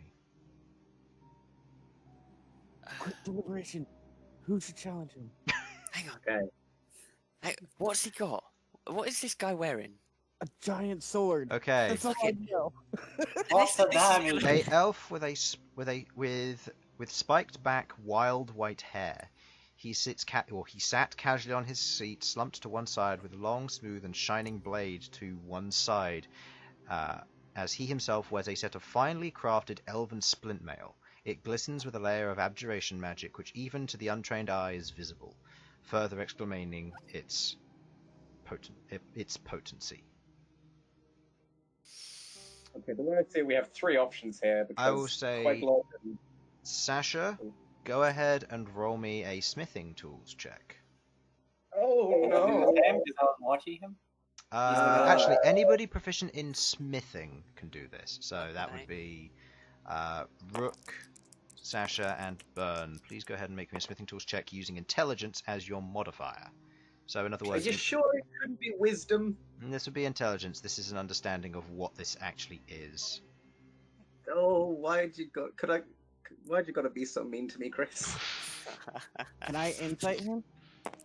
Insight him. Yes. Insight. I want to try. Not insight. I want to try and gauge his strength. Sure. Go ahead. 17 on the smithing tools. Okay. Beat me. Oh come I on. got 10. 10. So what did you? Who was the highest? Sasha so far. I got 10. Sasha got 17? You wanna roll for this? I got 20, guys. Oh, Oh, you got you're, 20. oh, you're quiet again. That's why.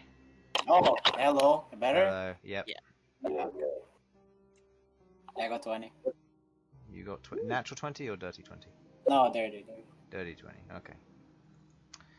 Okay then. So this is where I need to find out what this thing was called. You may remember this old item. Oh no. Let's see. Do you remember that massive blade that you used to use back in the old D&D? Me? No, not you specifically, but I believe Harlan, you used it once. Oh no. I'm trying to remember what it's. I'm trying to find what it's called. I never actually. By the old D&D, do you mean? Avatars of Creativity. Oh. Are you talking about the big fuck off weapon I had as the Taratan? Or... Yeah. Oh no. What was that called? Jesus. I'm just going to my equipment to see if I can get access to it again and see what it was called. Equipment, shield, buckler, weapons, two-handed, military grade. Haft blade. There we go. Yes. That was a big one. Yes. You could You. have said Crocodile's weapon. That. He has one. Oh yeah, that's true. He does, doesn't he? Yeah. So, you recognize this Sasha as a haft blade, a weapon unconventionally wielded by basically no one. Wielding such a weapon is difficult. A sword of this length is unwieldy by most individuals, and to wield one tells of years of training, centuries potentially, given that this individual is an elf. Who was undertaking his challenge? Okay, I I'm- do need to discuss this as a We party. haven't discussed Yeah, it yet. that's fine. You're welcome to discuss this as a party. There are only three options I see here. No offense, but Queglod and Bern would probably get turned into jam on the floor. Excuse me? You wanna go I'm right? sorry. Sorry, who got their heart stopped? Oh damn.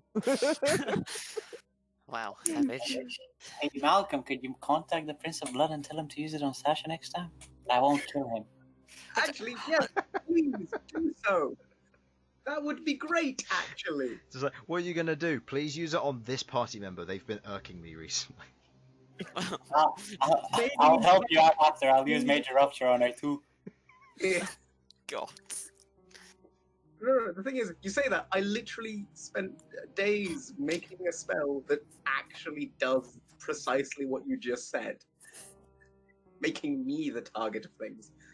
I like the idea that this is a conversation we're having, and they're all looking at us like, "What is happening here?" Okay. Rook, you got the best punchness. But variety is not the spice of your life. I think it's fair to say. No. Malcom can do his dragon thing, which is no doubt badass as fuck and probably quite effective. But if he gets taken out early, I mean, how many hit points do you have normally? 103, but I can also turn into giant elephant. That's true. Can't it be counterspelled? You have to keep in mind damage. It can be counterspelled, but I'm. From the look of him, does he look like he could use counterspell? I don't Probably know, he not, has- no. But you No. haven't seen Yeah. him use any of his abilities yet. All you've seen is that he wields a big-ass sword, which is probably it's military grade. This thing just reeks of power. I'm just saying, I'm absolutely feeling him being an Eldritch Knight or something. Also, can wild magic be counterspelled or dispelled or something? That's something I haven't looked into, because we don't have wild magic at the moment. But maybe, I'll have to see. Wild shape, I feel whatever. like it would probably depend, right? It would depend very heavily on the effect, yes, because if it's like, oh, it's going to turn you blue, then no. But I if mean, I it's... feel like if the effect is like cast a spell, Yes, send like the cast fireball something on yourself. yes. I feel I like meant that- wild shape, but this is actually a very interesting conversation. okay. Wild shape, no, because wild shape is a direct feature. The individual can counterspell the use of the spell slot through the use of Malcolm's particular feature, but you cannot counter wild shape itself. It means he then gets to choose whether he wants to be a creature of CR1 or if he wants to just outright abandon the use of wild shape at that point. Yeah. Meanwhile, I've got high AC, high HP, but all my damage is based around my spells, really. Actually, I do have Rook is probably the best for this. Who's best? I believe Rook is the best. I'll be honest. I just feel like we've had Rook do a lot of big fights recently, and I'm just like, is it unfair that we're making you do that? Hey, I've wanted to punch every single one of the people. Hey, I'm playing Behold right now. This is how we fight somebody. This is how we negotiate in my clan. Harlan, you have to give. If I was playing fucking Behold right now, I'd be all over this. All right. Mm. Then I say Rook goes ahead. Just be careful, and I mean, Rook. Yeah, I don't care. Whoever wants to go. Rook can go. seems a fairly good match, so if he's happy to do it, then I'm happy with that. Fair. I will happily partake in this. I mean, I don't honestly imagine it's going to be a case of we've got to beat him. I think it's more proving worth, just like it was when I had to prove to Thingy with the Nut Tower Shield. The It's- fortress, yeah. Yeah, I genuinely think it's The going to Living be Fortress, yeah. proving that we are able. I mean, if he's had centuries of training, the chance that, and he's on the King's Council, the chances of any of us going one-on-one and walking out of this is, yeah, we've beat him easy. You know, let's be real here. But I'm willing to give it my goddamn best. You get him, bro. I'm out of lucky, so I'm not fighting. Bern isn't feeling lucky anymore, so he's stepping this one out. Just pats Bern on the head. Yeah, okay. Fair. My luck has run out.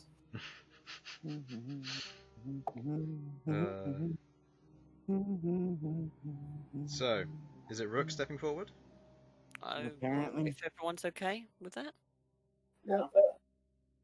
Yeah, happy with that. Okay. Okay. The way I see it, at least if you die here, I can bring you back. Thanks. Here's a vote of confidence right there. The Emperor at this point looks down and goes, "If you have chosen, then then prepare yourselves and fight when you are ready." At which point the Crimson Conclave in the room all begin to gather into a circular shape, forming around forming just off of the central platform. The elven individual at this point otherwise proceeds to attempt to jump down, at which point the wizard casts Featherfall to ruin his landing. Old geezer's got stuff yet. He lands and proceeds to walk towards you, kind of glances back, and at the Emperor gives a nod. Okay. Alright, how big is this room?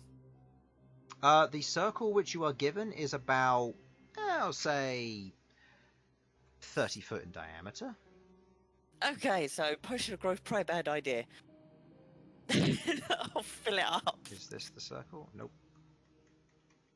Nope. Circle is 1. That's 3. Line, box, circle. It's no! Don't put that there. That's not helping. That's a 30-foot radius. Oh. Yeah, no, it's not 30-foot radius. Oh. I'll say it's got a little bit of leeway given there are people standing there. It's that. I could get a potion of growth. I can't see anything going too badly there. Okay. Okay, position yourself where you wish to in this circle. I'll position my character opposite. You have a tile there. Not specifically him, no, so I'm just going to use one of my elven tiles. I don't have one with a big weapon. Alright, you'll have to do. You look shady as all hell, but that'll do. Ah, yes. The elf with a dagger. Perfectly resembling. Oh, yeah, no, it's fine. Yeah. Okay. That sword looks bigger up there. It doesn't it? Be quiet. Alright, so. Roll for initiative.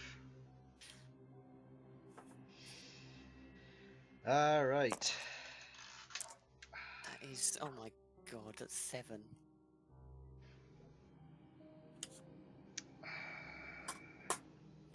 Seven? 7, yeah, apparently. Okay, My roll's gonna be a bad one. he's going first.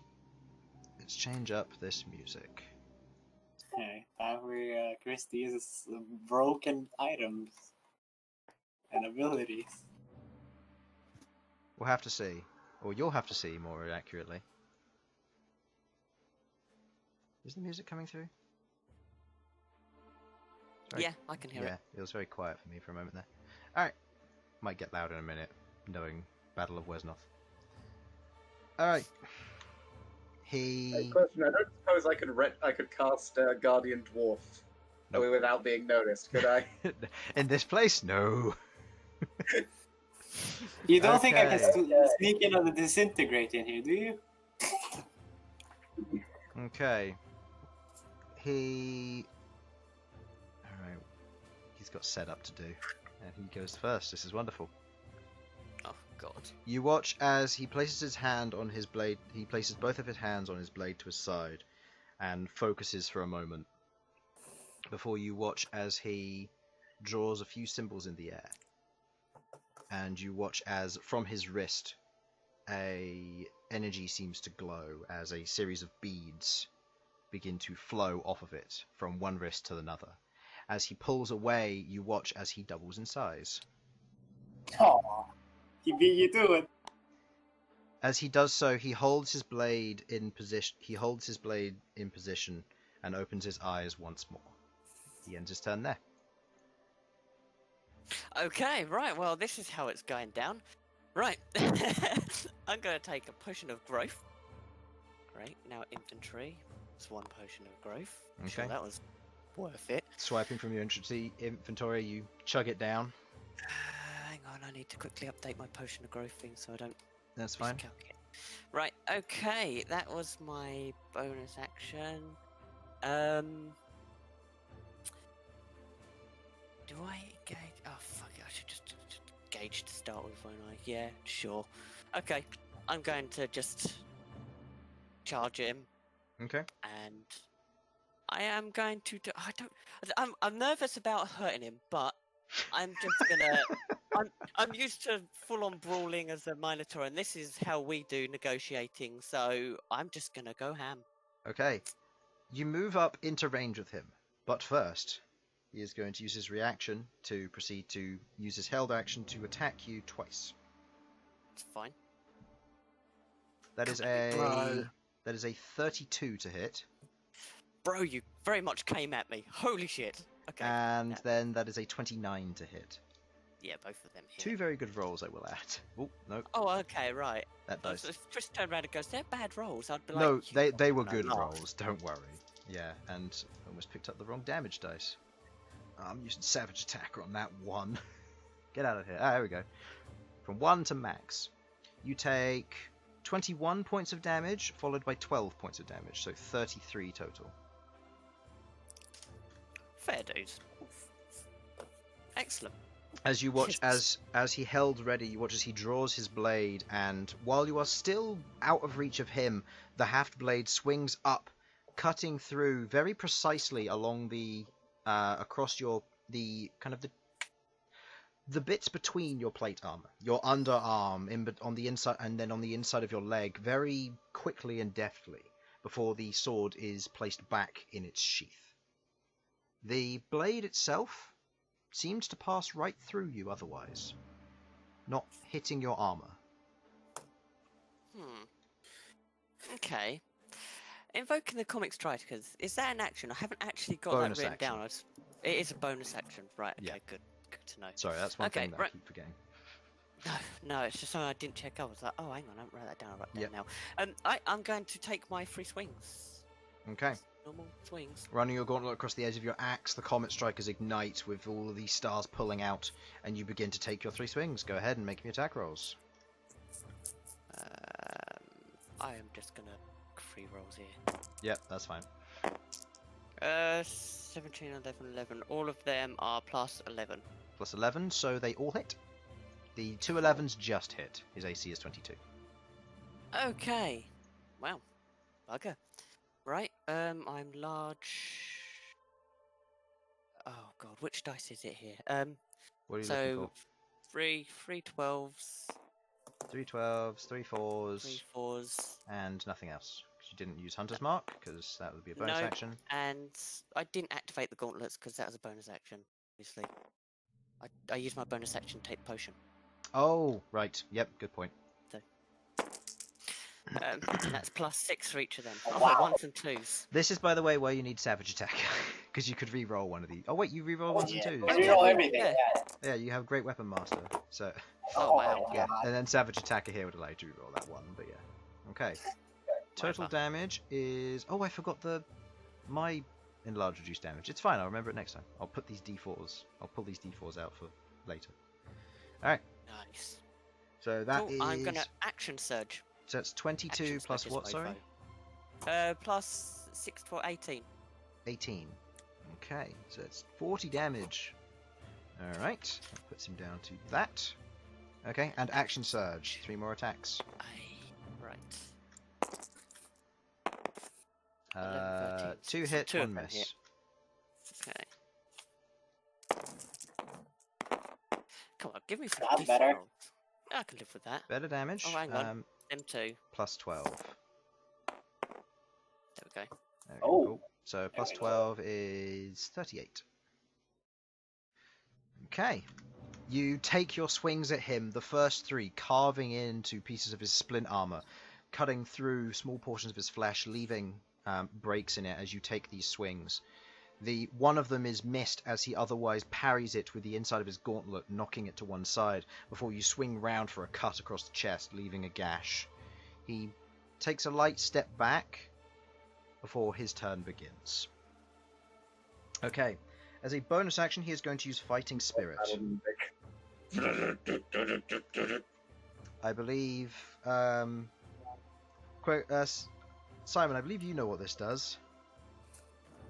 Oh, this is the samurai thing. Yeah, he has advantage on all attack rolls against you. Oh, nice. He is going to, as a level 20 samurai, he is going to make 4 attacks and use action surge for 8. Oh, Jesus. Oh boy. So, yeah. That is a 33 to hit, followed by a 29 to hit, followed by a 22 to hit. Does that 22 hit? Yeah. Okay, so 3. Followed by a 28 to hit, that's 4. Followed by a 34 to hit, that hits. That is a 29 to hit. That is a more than 29 to hit, 31. And the last one is a 30 to hit. So all 8 hit. Part of me feels like no matter what your AC is, you're fucked against this guy, right? He's got... You did 8 attacks? Yeah. You did 8 attacks? Yeah, action surge, champion gets... Or, no, not champion. Fighter, level 20, gets 4 attacks per... Yeah, attack I action. know. I was if he's going all out, I was expecting him to do 9. Why 9? Oh, because of the rapid strikes thing? Yeah. He's hunting for crits, because... Critical, Ah. because critical hits. Oh yeah, no, double damage doesn't matter against adamantine. Yeah, well, he does an additional 20 damage whenever he crits. Oh, Cool. Because he has Okay, the fair enough. he has the equivalent of the savage weaponry line. So, I'm gonna roll these 2 at a time. All right. That's just where Rook dies. He does have Great Weapon Master. Haha! Forgot I gave him that. Wait, Half-Blade. Does the Great Weapon Master require Great to be in the name? Yeah. I think so. Okay, It's in great which case he can't use Great Weapon Master. So those 2 were 1s, and that will be a savage attacker roll. I'll check. Either way, I'll fluff it that he can't. That was a mistake on my part. I could have given him +2 to con. You would have had an additional 40 health, but that's fine. Oh no, 20 health. Anyway, that is 33 damage for the first 2 hits. Nice. It doesn't actually specify what kind of weapon. Does it just say 2-handed and heavy? It says on your turn when you score a critical hit with a melee weapon. Wait, let me find another one. Yeah, go have a look through the player handbook. For now, I'll rule that he It's can't. just, yeah, it just Yeah. says with a melee weapon. It doesn't say. So, the next hit does a total of 35 damage. I got 4 more hits to go. Fucking hell, this is gonna be close. I've got 74 health left. 74 health left, okay. The damage is slowly ramping up, apparently. So, 10... does 40 damage on that one. And depending on these last rolls... 32 damage. You're left on I have 2 health. 2 HP. Yep. Okay. He unleashes all of these attacks into you, one after another. At the end of which he butts you with the blade, kind of pushing you back. Do you free fall stagger, or are you going to resist? I'm going to resist. Okay. You resist, and you otherwise remain standing upright, beaten and bleeding heavily, but still there. Excellent. But I am going to kneel down. Say, though this was a friendly combat, I will admit you are much stronger than me. But if this was a matter of life and death and defending this country, this empire, all my friends, I would have not backed down. But thank you for this opportunity. Okay. He swipes his blade to one side and sheathes it. Looks at you. And looks over at the next person who said they will fight. Bern, please enter the ring. One shot dead. Oh, what? I never said this. This is blasphemy.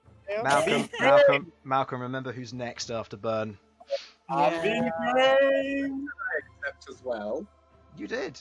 You're fourth. Did I crit? And then Queglod, I don't think you said anything, so you're fifth if you want to be. I was under the impression that he just wanted to fight one of us. If he does want to go one by one, then I'm happy to fight him if he wants to. Chris, I will Yeah, 'cause you're specify gonna my cheat, you're lines just are gonna not fly. coming out. Yeah. Chris, I will specify my lines are not coming out. Okay, good to know. I Okay. feel like we've made enough of a spectacle. End of his turn. Beginning of the initiative. That would be Rook's initiative. It's your turn, Bern. As you otherwise enter the ring, as you realise, oh no. This is 12 Shades of Terror. What do you do?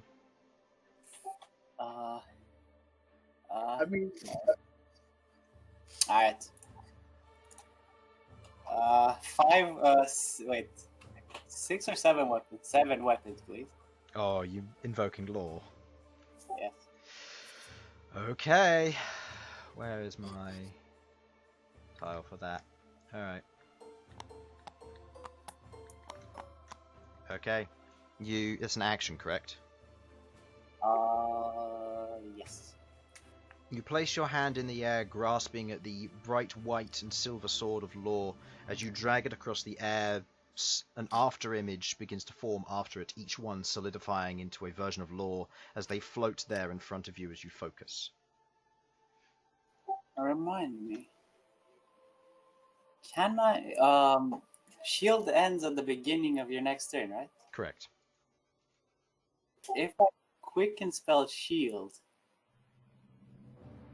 would I be able to cast it as a bonus action? And it would last until the beginning of my next turn. I will say you can, however you will not be able to use your reaction for shield if you do. I use action for something else. But you can use a reaction for something else if you wish. I shall quicken spell shield. Okay. In a weird turn of events, you, using quicken spell, shield begins to form around you as a heavy arcane barrier begins to shield around the outside of your form. Okay. Is that the end of your turn? I brace myself for impact. Okay. He is going to rush forward, and he is going to make 4 attacks against you. Is he using the advantage? He is going to use a bonus action to use the advantage ability, which I believe he can use 5 times a day, so... Probably, yeah. One for each of your Nice. party members. Okay. hey Simon, look, he's got Flash of Genius. Yeah. 25 to hit. Hits. I'll be using laughing armor, thank you. Okay. What save does he have to make? Charisma save. Charisma save. DC 20. Oh no. He is going to use an Indomitable. That is that's a 17. Nope. Fails. He fails. What does that mean? I'll tell you in half a second. It means he So everything can't second hit you level. with that attack, correct? You take half damage from bludgeoning, piercing, and slashing for that single attack, after which you mask adorns your face. Any creature that attempts to strike with you with a melee weapon must first make a charisma saving throw, and if failed, to begin to check and cannot target you with that melee attack. Okay, so that first attack goes through. Yeah. The second one is wasted. Take half damage. So you take half damage from that first one. Good to know. Second one was a critical hit, which gets wasted because he fails the charisma save. The third attack is a 28 to hit, but his wisdom save says nope. He then he rolls his fourth attack, which is a 23 to hit. Does that hit? 23 just beats my AC. Yeah. Okay, and Is the it- charisma save says no. Okay, so you take 1 hit. Yep, half damage. As you take half damage from this, you take 15 points of damage halved to 7 points of slashing damage. Math. 24. Okay. Okay. He looks at you. Tricky. And he grabs the sword with both hands. Oh no! That was with one hand? Well, no, he previously had it with both hands, but Ah. he grabs it more tightly. I can't make this a magic. Fuck. Yeah, like that. There we go. Are you actually getting of the melee range?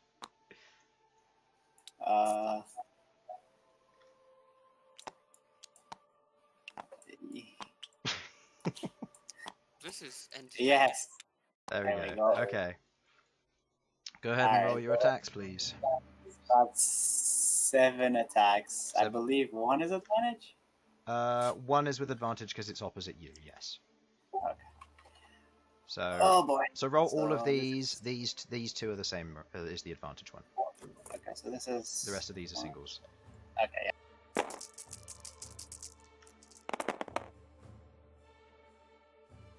Okay. What's the plus This to is hit? all with a plus 13, I believe. Plus 13.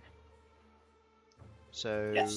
you need to meet 22. So you need a 9 or higher. So misses, hits, hits, hits, hits, hits, hits. 6 hits. 6 hits. Okay, so that's 1d8 plus 5 for each. So 68 6 plus hits. 30. Yeah. Okay, so that is 46 points of damage. Yeah. Okay. A bit less than I thought. Takes- Wait. Wait. Was it? It's my action to attack with them, correct? Yep, correct. Can't do anything with a bonus action, goddamn. Wait, I have an idea. Yep. Quicken spell sheet. Okay. He is going to use his Mage Slayer to make an attack against you Yes, please.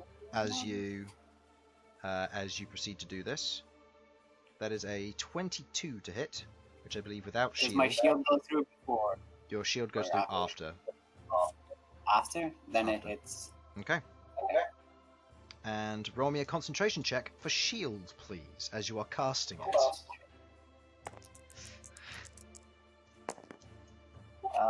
That's a plus my constitution, right? Constitution, that's 16 22. damage, so versus 10, you're fine. 16 damage. Actually, do you have Warcaster? No. You make it with disadvantage then, because of the Mage Slayer.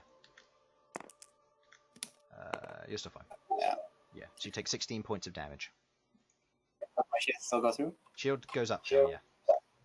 16, so that's 4. Okay. I have 8 temporary hit points, guys. I'm doing fine. Okay.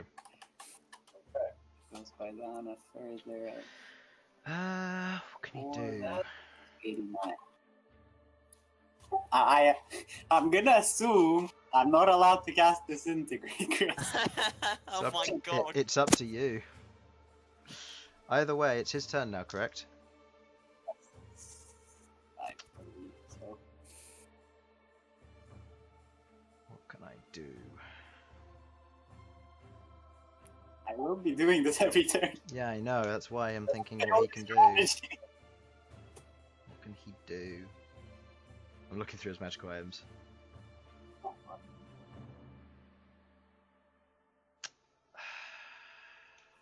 This is an annoying loop you've put him in. Spells can cast. Sure, he needs to do that now. You watch as he does the same again, drawing a few symbols in the air and pulling at what looks to be the beads at his wrist once again, as you watch as his image begins to blur as he casts haste on himself. Oh my god. That costs his bonus action, so he's going to make each of these attacks against you. First one to hit is a 25. Yep, I'm using the Laughing armor. Okay.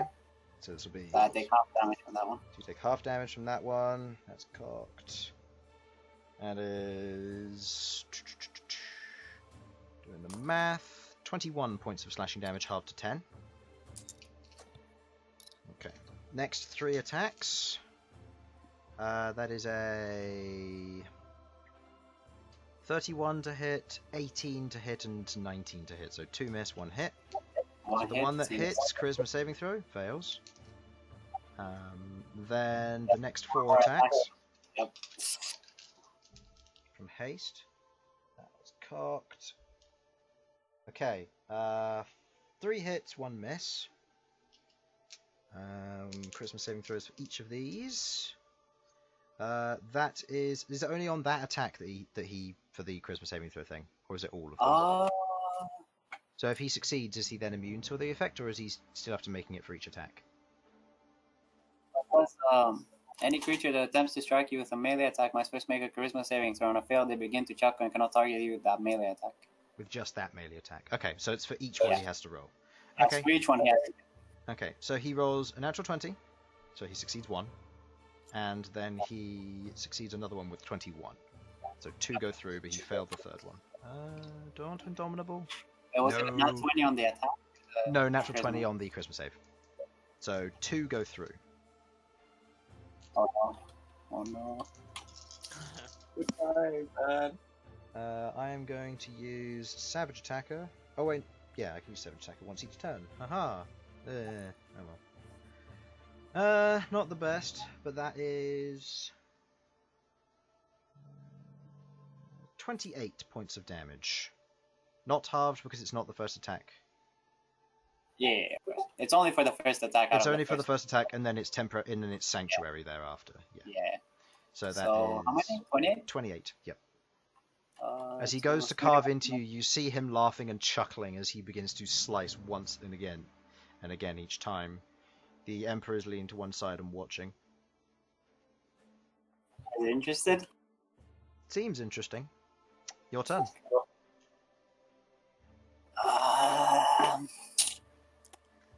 I wish I had time to set up anything, but I can't.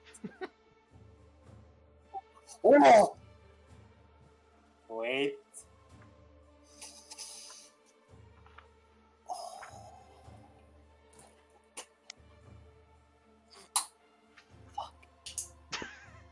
I quit.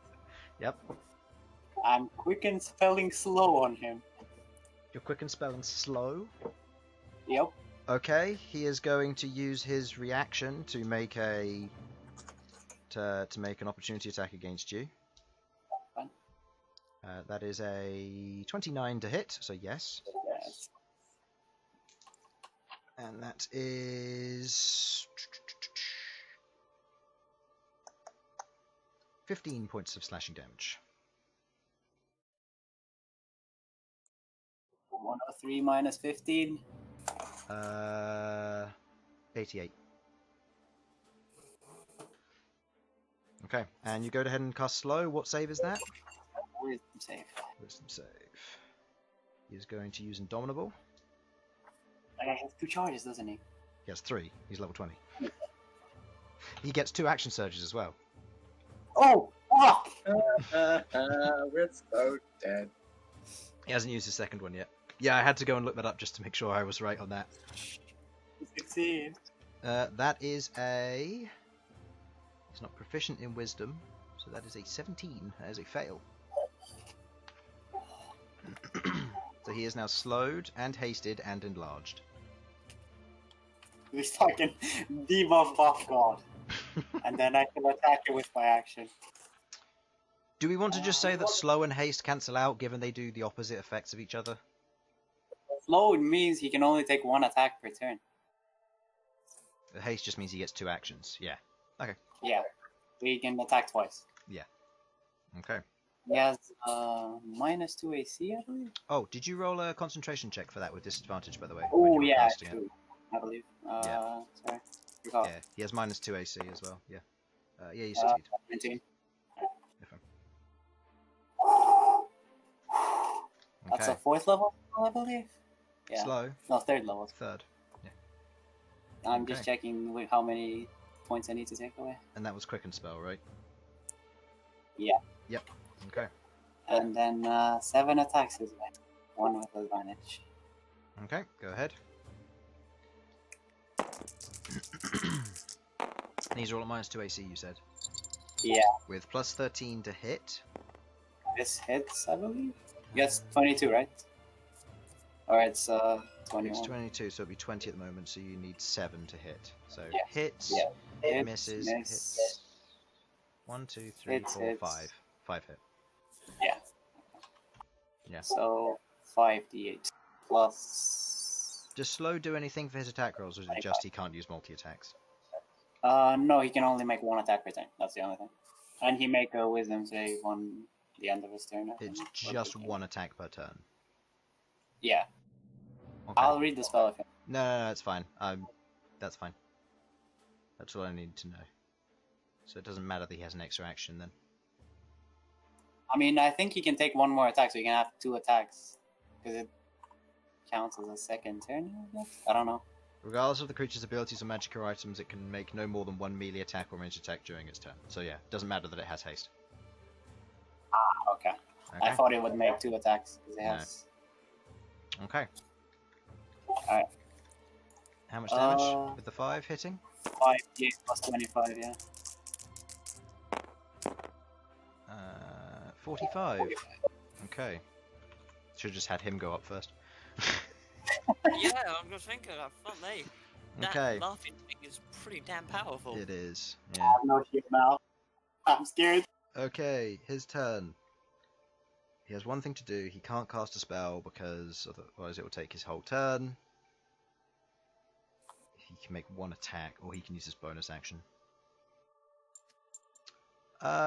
He's bloodied, by the way, after that attack.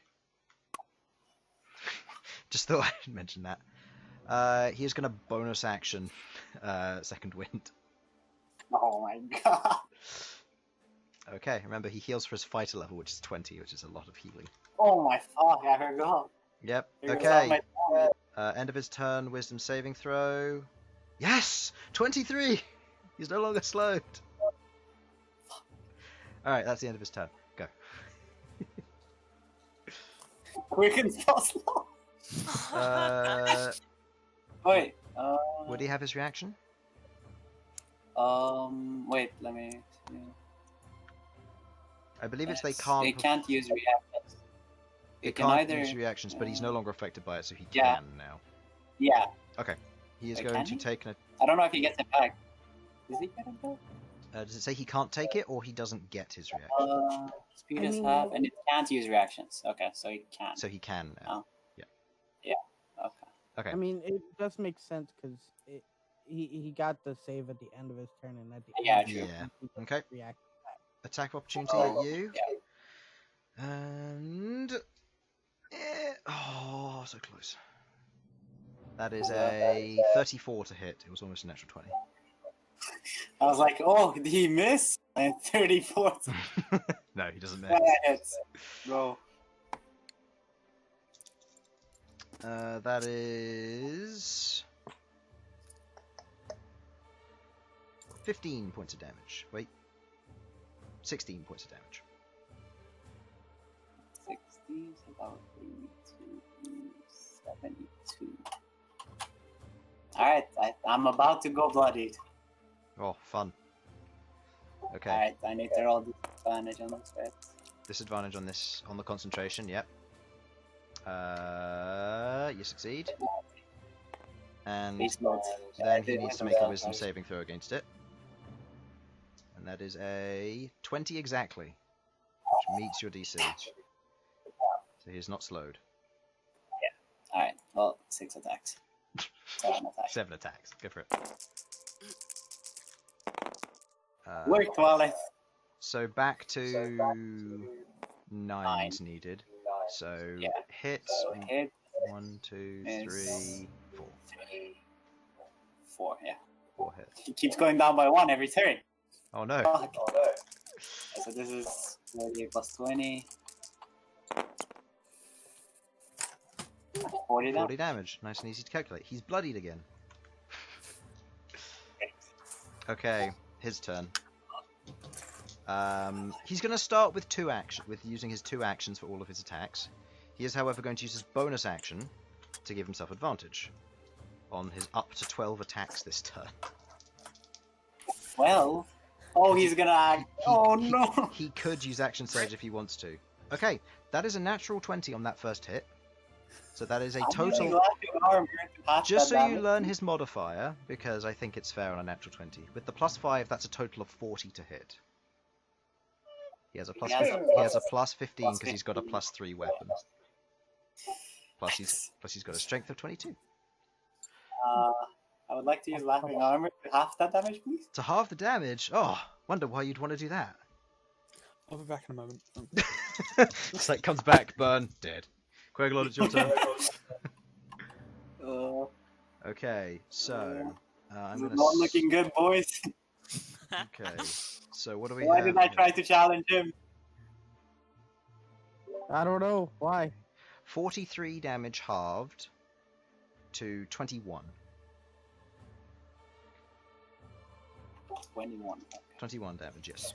That's not looking good, guys. That was the crit. Okay, next attack roll. 24 to hit. I Hits. think all of these are good. Charisma save, fails.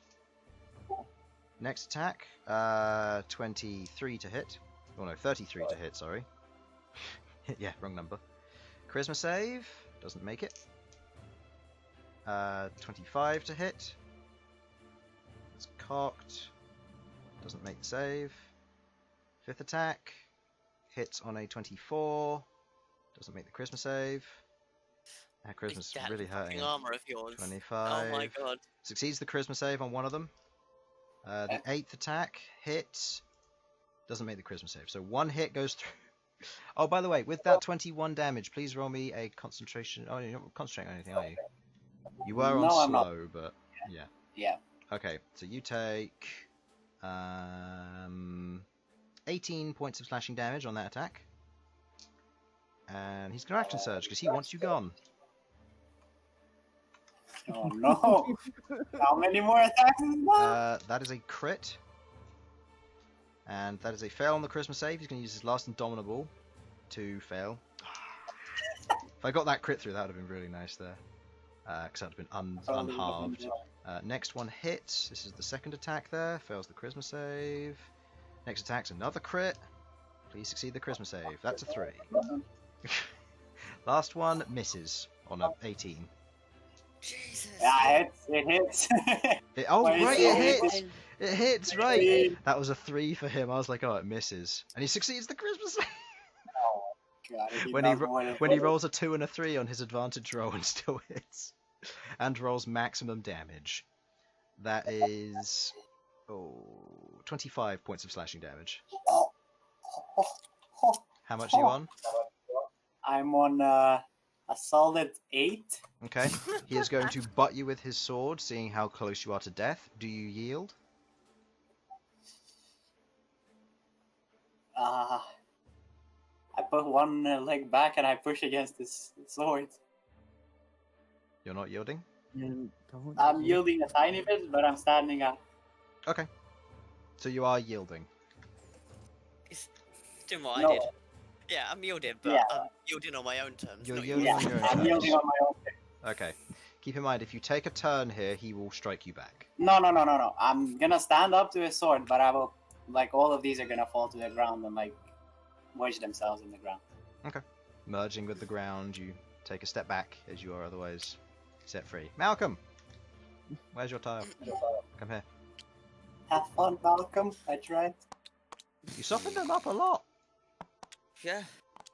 Why? During the That armor intermission, of while yours, you're making your way into the arena, he's going to second wind. I've got to admit, Yeah. that armor of yours, man. Holy crap! Yeah, it's powerful when you've got a charisma of 14 and you've got a +2 to your save. Oh, he has a ring of protection +2. I forgot. Oh! He should have had +4 on that. He would have hit 7 more hits. He kept rolling 16s. Well. So is life. Oh well, Hey, I've mine remembered was now. -1, so This is the thing when you don't necessarily plan for your party to... I thought you guys were going to challenge him, potentially. Oh well. Alright, well he heals, putting him not quite off of bloodied, but close. Alright, Malcolm, your turn. Well, Malcolm's gonna do the strongest thing that he's got, and he's going to clasp his hands together around his staff, and he's gonna start chanting I call upon the power of the dragon. Give me its strength, form. Allow me to become what I picture and turn it and use the beast shape and turn into young white dragon. Young white dragon, here we go. Nice bit of flair there. I need to scale this thing up. Okay. As you grab it and chant this out, as you otherwise hold it there, you watch as scales and as Malcolm's red wings begin to turn white, and scales begin to form across his body as he otherwise crouches down, the spines along his back jutting out, the tail whips to either side, as the elf in front of you. Interesting. For my bonus action, the key point, patient defense, please. As you go from down on being on fours to standing upright and patient defensing. So, disadvantage to hit. Ooh. Oof. Okay. I should have used the rapid strikes in that previous fight against Infernal just to try and get the extra Christmas saves through, but oh well. You live and you learn as playing a level 20 samurai when you've never played a fighter like this before. Alright. Beginning of his turn, he's not going to use his fighting spirit. He's just going to move up to there and take strikes. Disadvantage, correct? Yes. What is your AC? So what do I need to hit? Because that is a 24 to hit. 24, I believe. Part of me feels that he's going to struggle to not hit that. It's 23. 23 to hit. 23. Okay, so he needs 8s and up on disadvantage, which isn't necessarily the easiest to do. So that first one hits. Second one is a 3, that misses. Third one is a 4, that misses. Final one is a 6, that misses. So he hits 1, misses 3. Wow. Yeah, patient defense is powerful. He can only do it twice, but but you know, that is 24 points of slashing damage as he carves across the surface of your scales, cutting through and pulling the blade to one side as he flurries it against the ground. Okay, your turn. Patient defense is no longer active. Yep. I'm just gonna go strong and breath weapon. Oh my god, there's guys behind you! There's guards behind him. Is there a way that I can aim it to where it won't hit anybody? You can aim it at the Emperor who's up behind him. Oh god. Oh Jesus Christ, this is... Okay. Okay, Actually, then you could fly above him and fire it down on him. Yeah, that's what I was just thinking. Okay. I'd like to do. Okay. You fly above him, you inhale and you exhale down onto him. What save is it? It is a Constitution. He's proficient in these. I mean, yeah, I figured, but With a +2 ring With a of... +2, that is a 27 on his con save. I mean, of course, it's not that. So half damage. Go ahead. There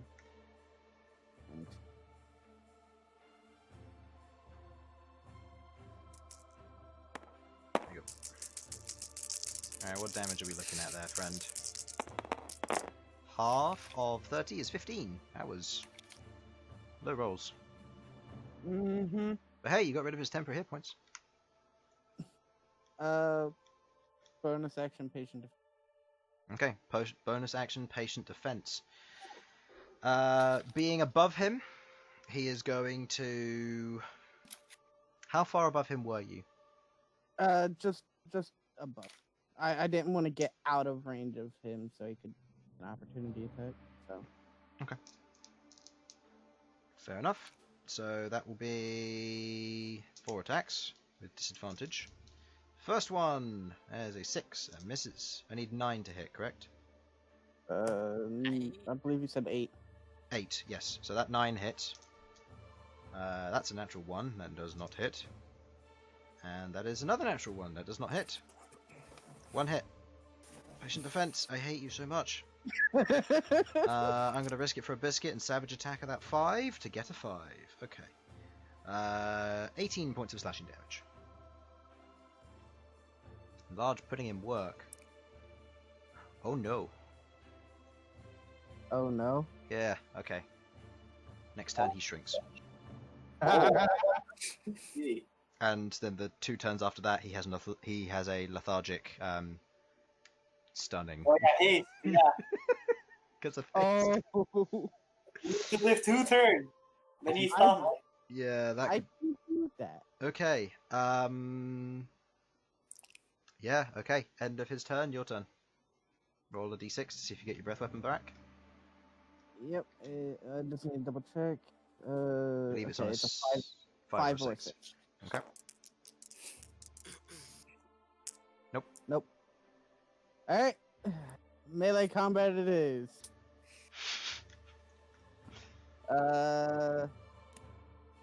I get 1 bite attack and 2 claw attacks. Okay. I probably should have checked this beforehand. Haste doesn't increase AC, does it? Yeah, it does. Okay. Nice. Of course. Yep. Alright. Oh well. That's what happens when you're trying to control a very powerful character with 17 plus 7. 17 plus 7. Yes, hits. 24. Just hits. Wait, only plus 7? Plus 7 for a young white. Keep in mind that you also need... Natural 20. It hits anyway, but you're supposed to be using your proficiency. For attacks? Yes. I believe so. Have you been... Hold on. We'll look at that after, but both of those hit either way, so...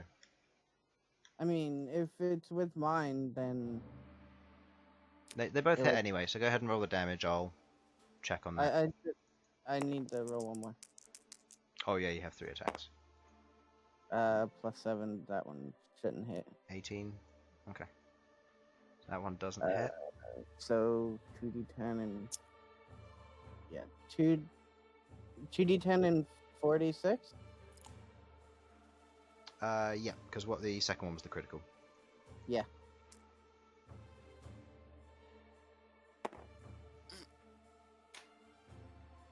And this is all with plus 4, and it's all. The bite has cold damage. The bite has cold damage. Okay. Yep, I need to add. Go ahead.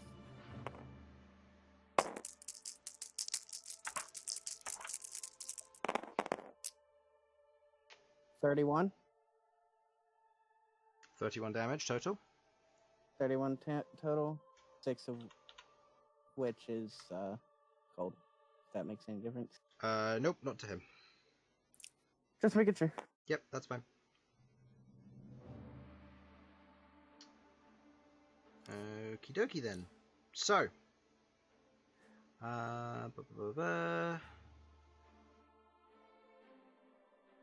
Okay. So basically you it's wild shape that gives you the higher proficiency. So you use your proficiency if it's higher than its, or it uses its proficiency if it's higher than yours. Okay, so it would be my wisdom proficiency or my strength? It would be its strength, which is what, 18? Its strength is 18. 18 plus 5 because that's your proficiency. So 9 plus 9 would be your attack rolls. Okay. So it'll be plus 9 rather than plus 7. The other one wouldn't have hit anyway. Yeah. You do good damage to him. It is his turn unless you have something else to do. No, I don't have it. Okay. No disadvantage. He is going to use his fighting spirit. Give himself 15 temporary hit points and have each of these attacks with advantage. He is going to use rapid strike so that he makes 2 attacks without advantage and 3 with. So that is a 23 to hit, which hits. Yes. The second attack misses on a natural 5. These next 3 are with advantage, so that hits just on a 23. Misses with a 1 and a 2. What the shit? And Wow. hits on a 29. So he hits 3 of them. This enlarge will end at the end of this turn, so I will no longer need these after this turn. It's going to savage attack at that too. Worth it. Okay, so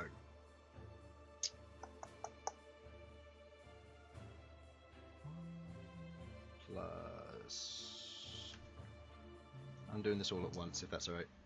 Yeah. Oh, I wish I had Savage Attacker for that roll. You take 53 total slashing damage from those 3 attacks. Alright. And you watch as he shrinks. He is no longer within your attack range, and you are not in his. Okay. Would I be able to get an opportunity attack for him? Unfortunately shrinking out? not. Push, pulls, shrink, and grow are not warrants for opportunity attacks. Okay, I was Okay. just wondering. Your turn. What is Oh, these- wait. Nope. Scratch that. Huh? He has haste. Oh, yeah. Forgot about that. Natural 20. Oh. Hit. Hit. Well, I'm out of dragon form now, that's for sure. Hit. So, 4 hits. And he is still big for this attack, so yay. Natural 20. Oh no. Not halved. Yes. Show me the money. Oh no. Okay.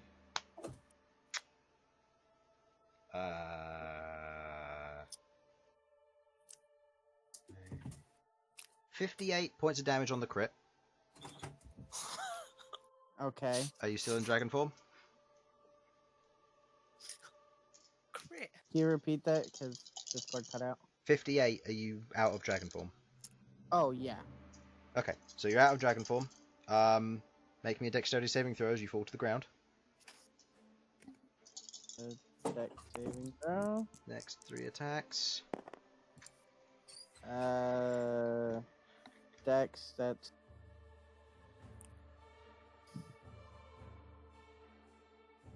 Yeah, that's 9. 9, okay, yep. You land safely. That's fine, it wasn't a far fall, seeing as you were only about 20 feet in the air at most. Okay, the next one is... This will be with...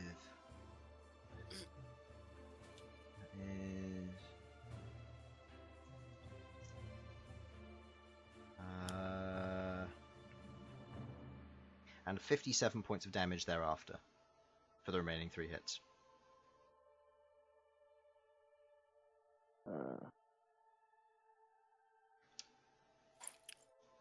How low are you? I'm on 46. Okay, you're not within yield range yet. Nope. Okay, your turn. You are no longer dragon. I am no longer dragon. Yep, you are on the floor next to him though, as he shrinks. Actually, you'd be there, but yeah. Well, I'm guessing with that long-ass weapon, he can reach here. Yes. You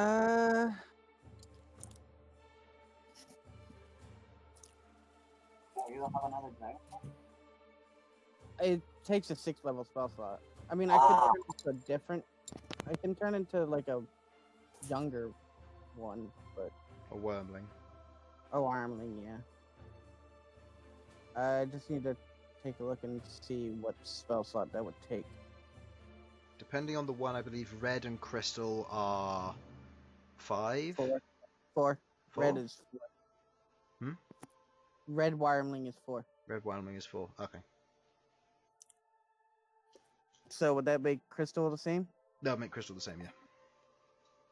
Well, I don't really have the stats for crystal, but I want to do it. Yeah, you do. Oh, yeah, I you've do. got crystal before. Huh, I forgot about that. Yeah. I go again and become a crystal wormling. Okay.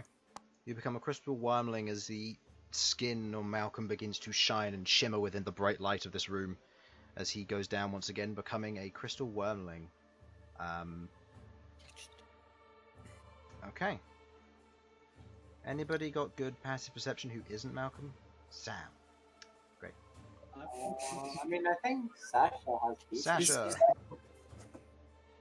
Sasha, you here at the moment? I have decent stuff. Huh? For once in my life, I have a decent stat. Yep. You note the grinning smile on the black tiefling disappears as he turns into a crystal dragon. I mean, Or was it I'm happy to hold the lantern up, and if Elsyan is capable of watching like that, he just peers out with his nose pressed against the glass, misting it up. Just hyperventilating. Rich people. I mean, he'd have his own like private box for the fight. It's cool. He has his own booth. Yeah. just realized Elsyan has become Marswood. Oh damn! All right. Oh. So that takes your action. Take- Anything else, or is that it? Try and stuff it into the lantern. Is that it for you, Malcolm? I'm flying back up. I'm trying to give myself at least one turn before he can attack me. So you try flying out of his distance? I'm flying out of his range, yes. Okay. I will take the opportunity attack. I just want to get out of his range. Okay. Opportunity attack. That is a 21 to hit. Gotta check this. Hold on. I got the stats right here. No, that does not hit because Doesn't I hit. have 23 AC as a crystal wormling. Yep. As he takes the swing against you, you back out. It crashes against the crystal scales and otherwise strikes into the floor. You fly upwards. How far? I'd say just 20 feet like I was before. Okay. You fly up into the air. As you fly up. His turn. Yeah, I have nothing else I can do. Okay. You watch as he draws symbols in the air in a circular fashion, pulling away from the beads, and is going to cast Earthbind on you. A spell which is very, very rarely used, but it's a very powerful second level spell. Do I need to make a save? Make me a or- strength saving throw. Okay. I don't know why this thing isn't proficient in strength, but okay. It's a wormling. They don't have proficiency in anything. They're babies. There is a 20 total. 20. You do succeed, unfortunately. That's a big success. Yeah, that's a success against his stuff. Okay. As he does so, you watch as the air around you begins to coalesce into like these earthen wraps and binds, but they disperse as you otherwise fly out of them, pushing them away with your wings.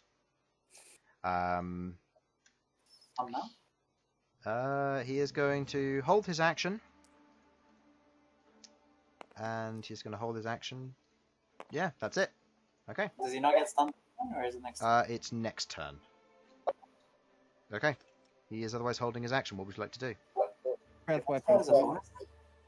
Breath weapon? I'm going above him and using breath weapon, yes. Okay. What did you say, Bern? I said, is fucking Earth kind of bonus action spell? No, it's not, but his beads allow him to cast it as a bonus action.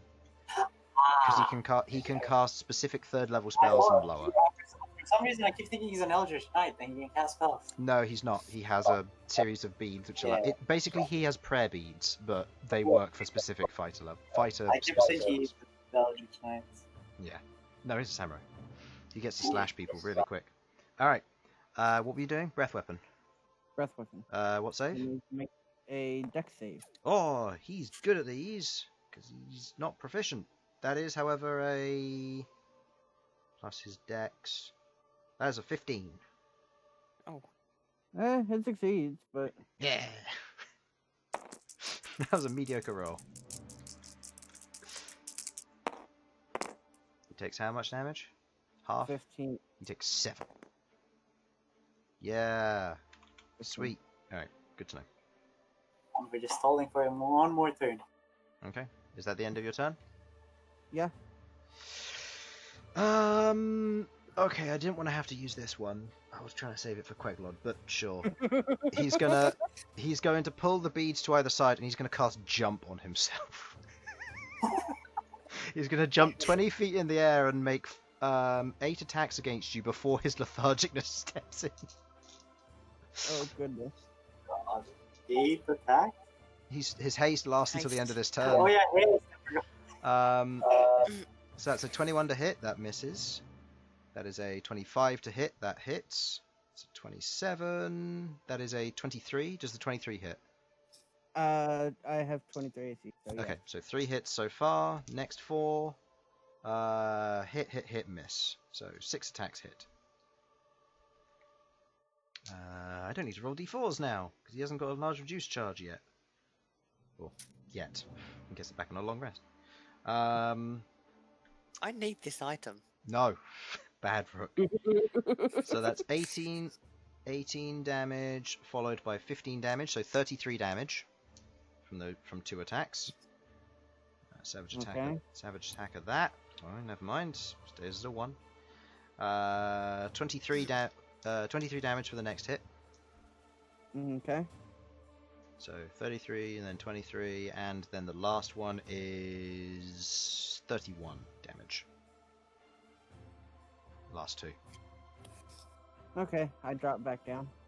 Okay, make me a dexterity saving throw, as will he, for falling. He's a little bit in more control though. Okay, he's fine. I'm fine. Yep, you both land on the ground. Do you wish to yield? I mean, I've still got good HP. So I'm Okay. You watch at the end of his turn, he otherwise seizes up. He is stunned, so go ham.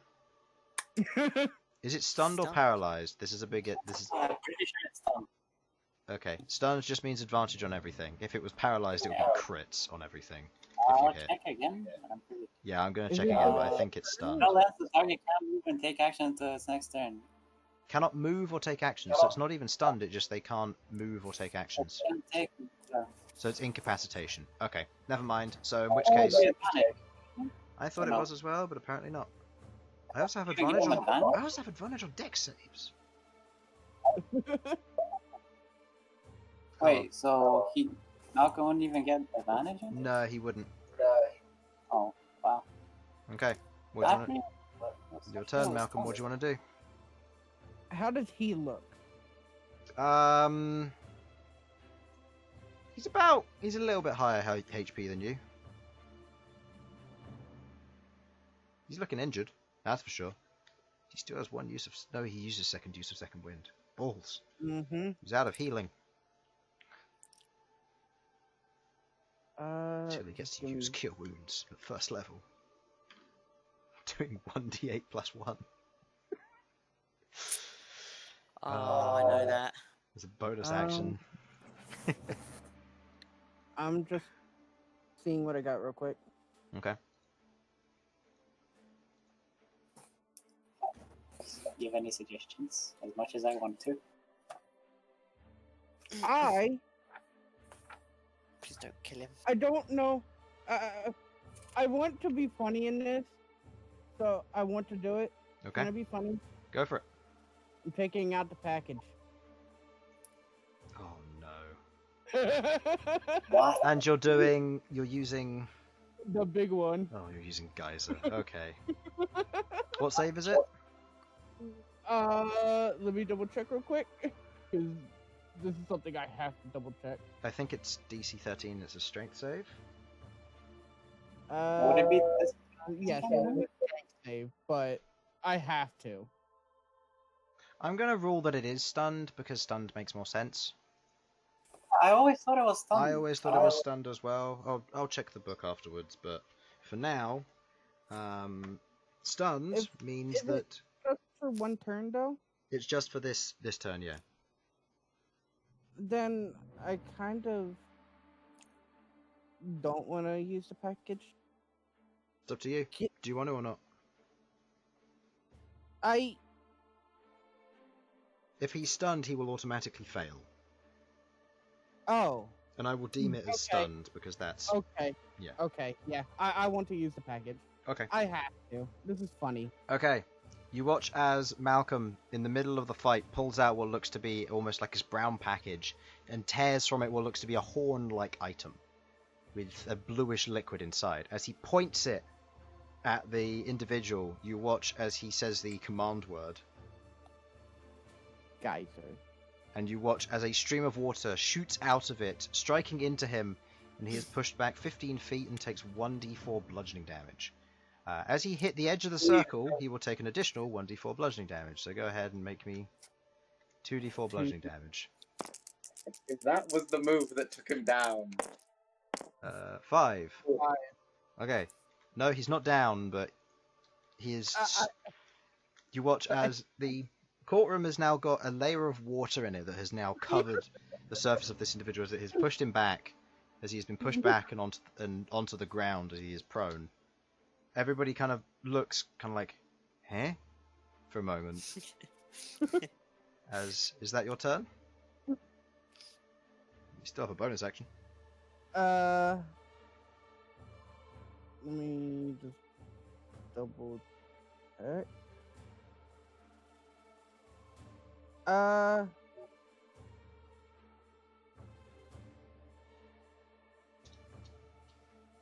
I have a movement and a bonus action.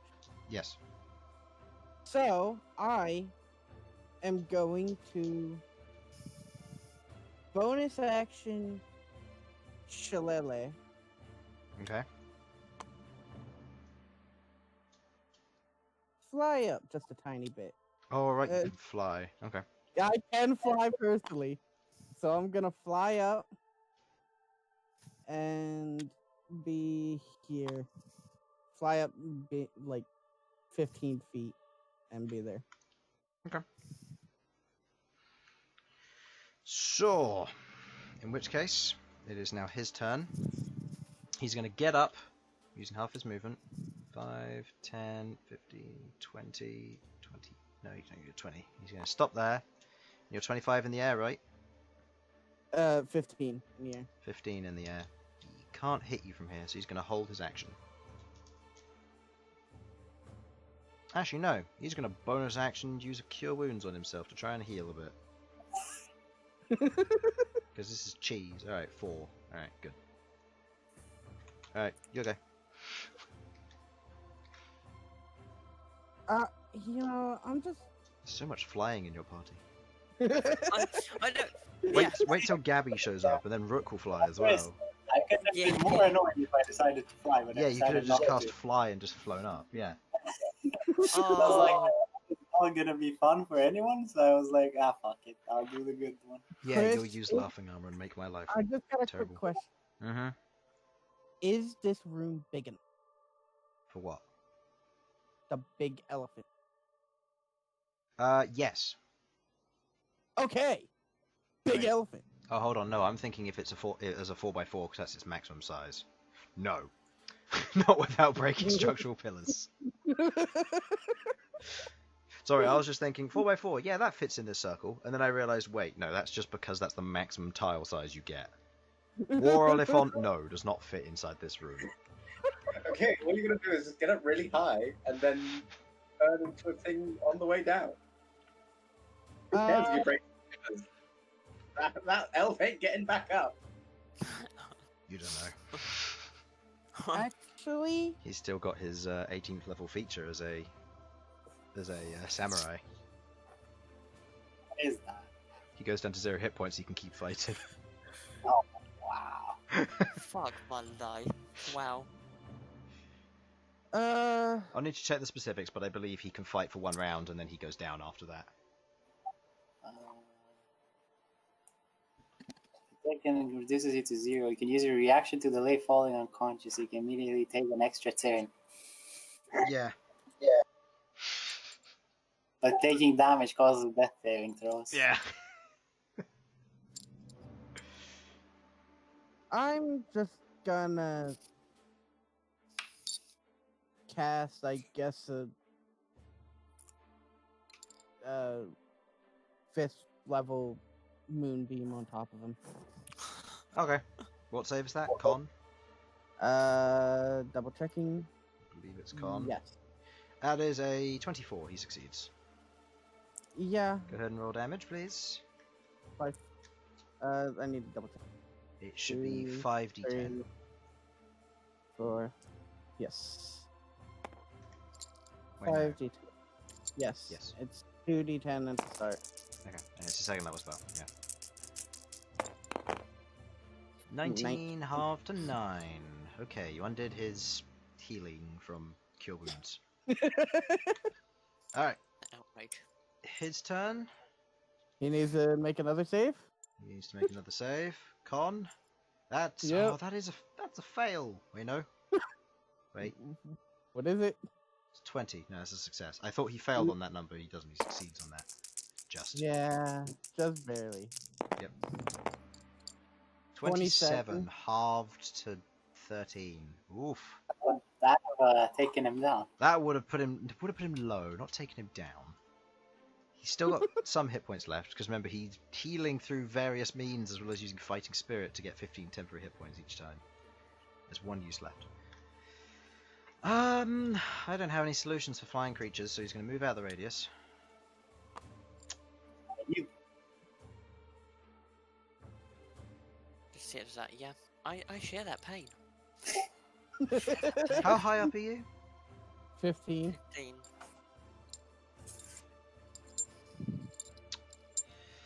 Okay. He's going to shout, "Give me a boost!" And he's going to run towards one of the guards and jump off of his shield. Oh my god! An attempt to try and get enough air to hit you. Okay. with disadvantage, right? This is going to be athletics check for each of them. He succeeds his athletics check. The guard... That's a 15. Would that succeed? I don't think it's bad enough for a massive It's not penalty. bad enough for a massive penalty. I'll say his first attack has disadvantage. Seeing as he's got 4... Okay. Yeah. Alright, Come on, put forward. Wait, we can help? wait, first... Everyone saw that, right? We gotta move. There's men, he can tell them what to do. So the first attack misses the... Oh wait, what's your AC, sorry? Hmm.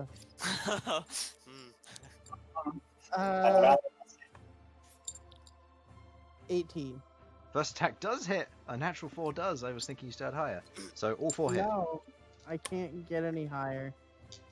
Alright. First attack does 21 Whoa. damage. Yeah. Second attack does 10.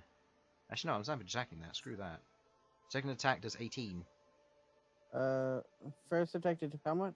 21. So you've taken 39 so far, by the way. And second attack did 18. 7. Okay. At which point he is going to butt you in the chest. Do you yield?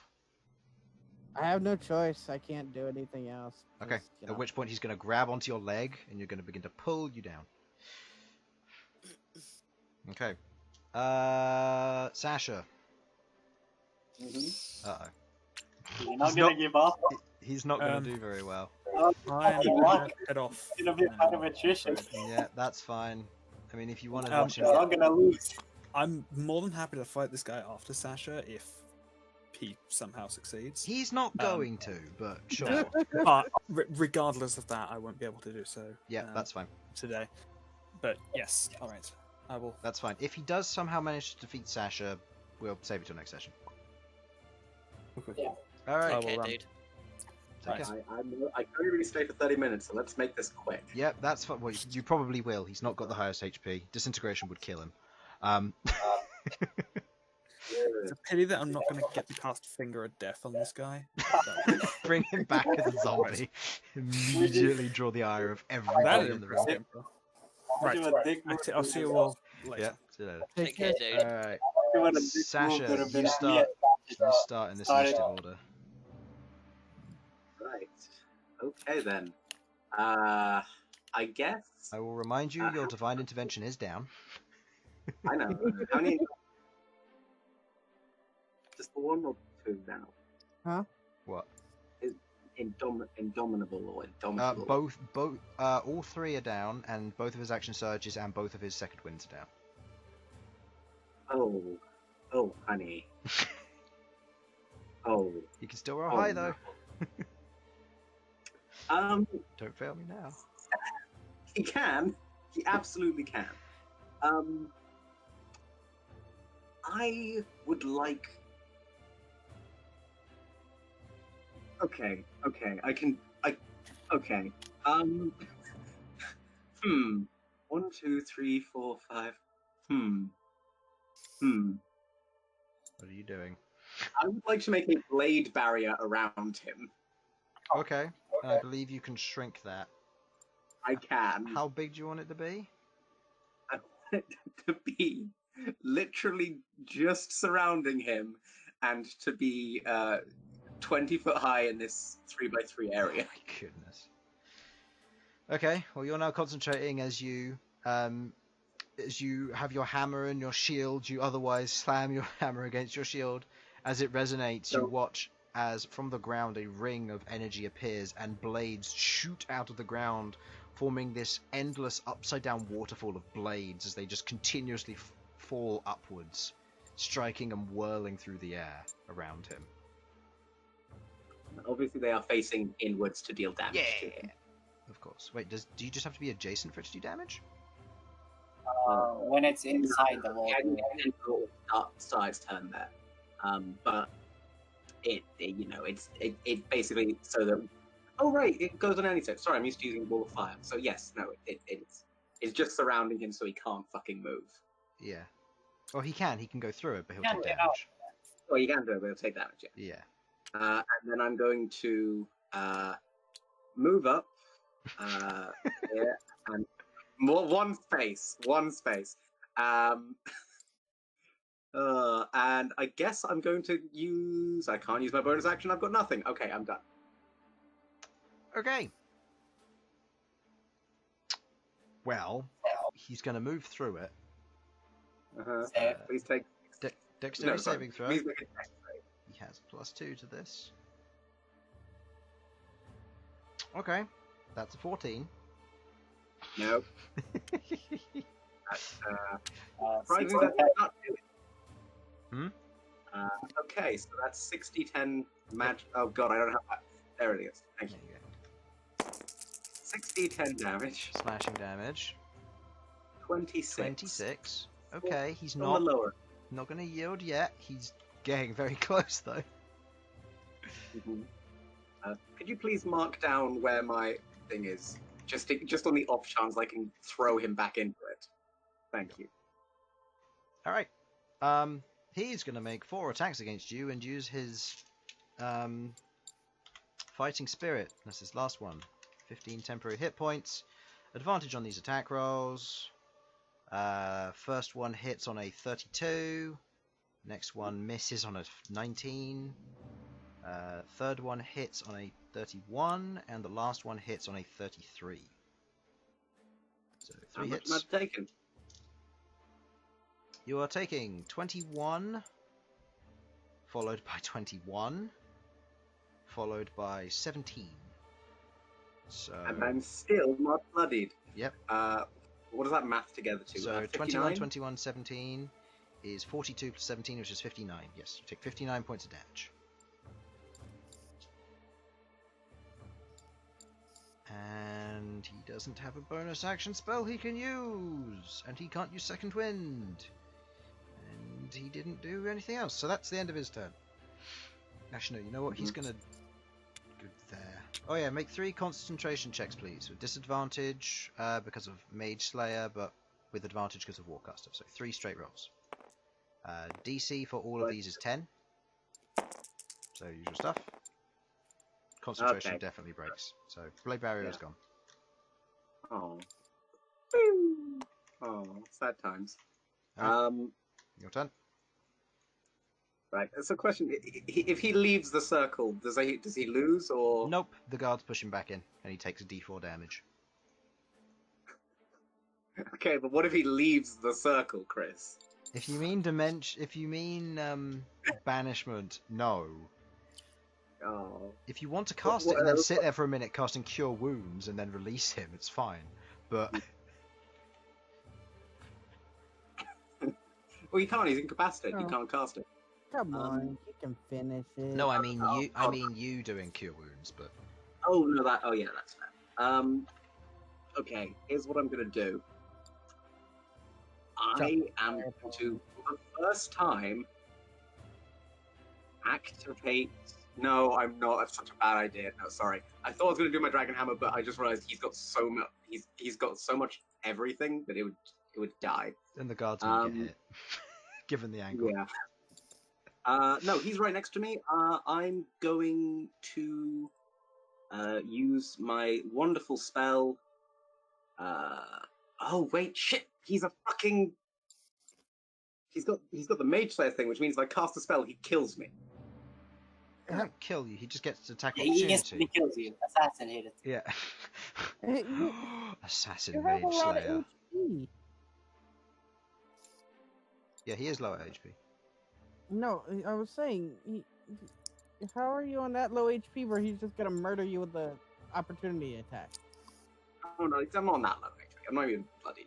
I would like to use Hold Person. Okay. That is a. Wisdom saving throw. Well, it's a reaction first of all to attack. That's a 25 to hit. Okay, that hits. You take 21 points of damage. Rolling high. And go ahead and roll me a concentration check for hold person as you go to cast it. One second, I need to check if I'm bloodied. No, I'm still not bloodied. Okay, good. Concentration check for hold person. Just a flat roll. Oh, do I make it? It hasn't gone through yet, though, has it? So do I? No, but when you cast a spell, it classes as concentration, so Mage Slayer interrupts that. Good. Yeah. Okay. So you're good. Wisdom saving throw. Come on. Come on. Yes! Because his wisdom was previously not that great. That is a total of 23. No, 22. Ooh. With his, because he has the +2 ring. Oh yeah. Damn, on him. Yeah. Alright. There's a natural 19 on that roll. Damn it. That's annoying. That would have been really bad. Kill him, we'll loot him. Fine. Then with my bonus action, I don't actually think I can do anything. Because I've already used a spell, sort of. Yep. No, I'm done. I can't do anything, so I'll just enter a defensive stance or something. I don't know. 4 attacks. Meh. 22, does that hit you? 22 does not hit me. Okay, so 2 misses, 2 hits. I have Savage Attacker. I'm not going to use it on these. You take... Get the math right. 31 points of slashing damage. As the blade cuts into you once and then again, it's almost as if it's slightly passing through the armor and it carves into you. He pulls the blade 3 into one side. Can I activate my reaction? You may. I would like to cast I forgot all Heart of Immolation, obviously. Okay. What mode? This will be in the healing modifier and putting it all into me. Okay, go ahead and do that then. As Sasha bursts into flames, a radiant light wraps around her, the form of a dragon above her wraps around, and you watch as her wounds begin to heal as the flames begin to lightly cauterize them and heal over. 15 plus 5, 20 points of 20 healing. hit points. Nice and easy to do. Okay, I believe it is now your turn. Yes, it is. And I really got to do some damage, but I can't use Major Rupture, which is one of my big damage skills. I was gonna say, how much of a dick move would it be just use Major Rupture, both me and Sasha on them? I really want to. Everyone. You don't understand, man. Just turn around and surprise bitches, I can do it too. Because I don't even know Sasha can. No, they have no idea. Sasha hasn't cast any Hematurgy spells the yet. one that cast it in the cave. Yeah. She cast it once. What do you want to do?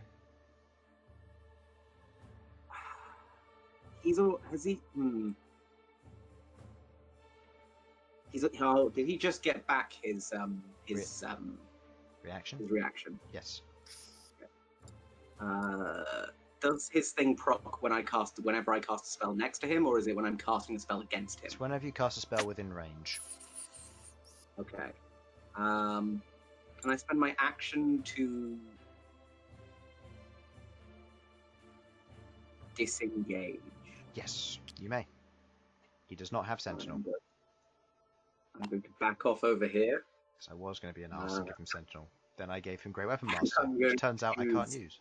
Strongest spell in my entire arsenal. Spiritual Weapon. I cast spiritual weapon. Make an attack roll against him, please. A random, Oh, God, random spectral hammer appears out of nowhere. What level are you casting it at? Once I'm going to cast it at 4th level. Okay, so there's 2d8 damage if it hits. Alright, go ahead. Or 2d8 plus 5. Make me the attack roll, please. Against an AC of 22. That hits. That actually does hit, Jesus. 2d8 plus 5.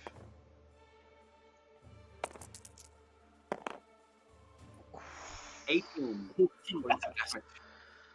That's more than his other stuff. Oh man, he's Is he yielding? not yet.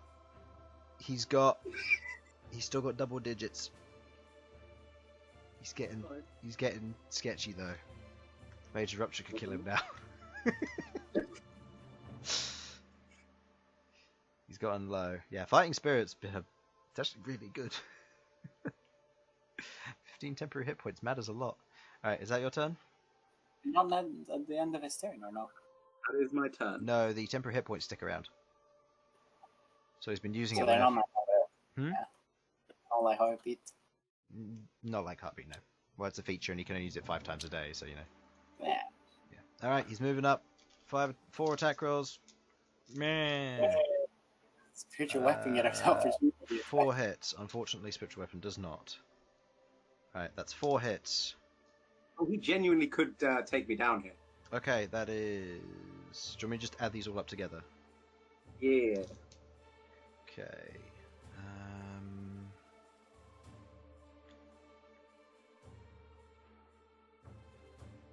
54 damage? Nope. Okay. 54 damage is what you take, so put yourself down. How many hit points are you on? 23. Okay, you are not within yield range yet. Nope. Yield Okay. range is 20 hit points or lower, which he is not on yet. Right.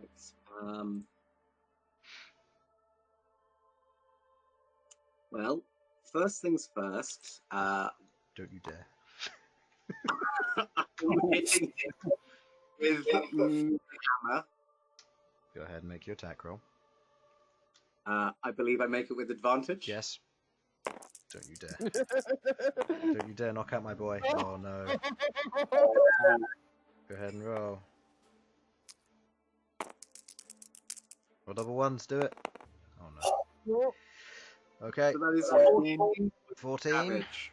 Alright, Mhm. he yields. Yield? As you knocked him down to 16 hit points. Yeah. And also, I'm going to carry on with my action. I'm going to cast a 7th level heal on myself. Oh wow. It's the ultimate cock block move, isn't it, really? As he smiles, taking the hit to the back of the head from the hammer, he otherwise stands there and sheaves his blade, standing up straight as you just cast heal, and he just looks down at you. I understand why elves hate dwarves. They really do. We're surprisingly hard to kill. Apparently. He looks around at It was a all of good you. fight. You all did well. Previous Dawn Marshals did it in 3, but otherwise, looks up at the Emperor. They've done well. I've had this for like 3 months. I mean, come on. They've done well. The Emperor looks down at them, look at you all. Well done. From this moment forth, you are Dawn Marshals to us, whether it be a self-imposed title or an actual title. Until this war is over and won, your title will not be made public, and please do not use it as such. You will be absolved of using magic that goes against the natural order. Please refrain from using it in public. My word can only save you so much. Just gives a general smile. And looks down at all of you. I'll speak to each of you individually on other matters. Or the council shall, I imagine. The different members of the council otherwise get up. Can I do one thing real quick? Go ahead. I'd like to. Well, two things. Mhm. First, I would like to try and figure out why his the Black Tiefling's facial expression changed when I became a Crystal Wyrmling. I will say, due to the heat of the battle, you did not have the time to properly insight. You can ask him next time. Okay, then can I at least smirk at him Mm-hmm. for making his facial expression change? You give him a smirk. He looks at you. He's gone back to more of a quizzical look rather than, say, not smiling. It's a little strange. Okay. Oh, you think that you're you're the one that's actually supposed to be in charge of the Barrenlands because of your Crystal Dragon bullshit? He looks at you. Each of the members of the council look. Some of them otherwise get up, say their goodbyes. Some of them kind of stick around. As the court is now adjourned, the doors are opened up, and different members of the council leave. The preacher heads out fairly immediately, followed by a few other individuals. You see the elderly wizard otherwise proceeds to draw a few symbols in the air, and after a while he slams his hand onto the ground. You recognize this as a teleportation circle as he otherwise disappears. The Emperor otherwise remains seated and just looks on as various individuals may speak to you or you may speak to them, other than those two who have otherwise left. So, for the stream, thank you for watching. Hopefully you enjoyed. And I will be back in about half an hour to an hour, or 3/4 of an hour, where myself, Jamie, and Chloe will be playing Journey to the Core. What? Yep. Alright, but for the stream, thank you for watching. Hopefully you enjoyed, and we will see you next time. Bye-bye! Bye. Bye.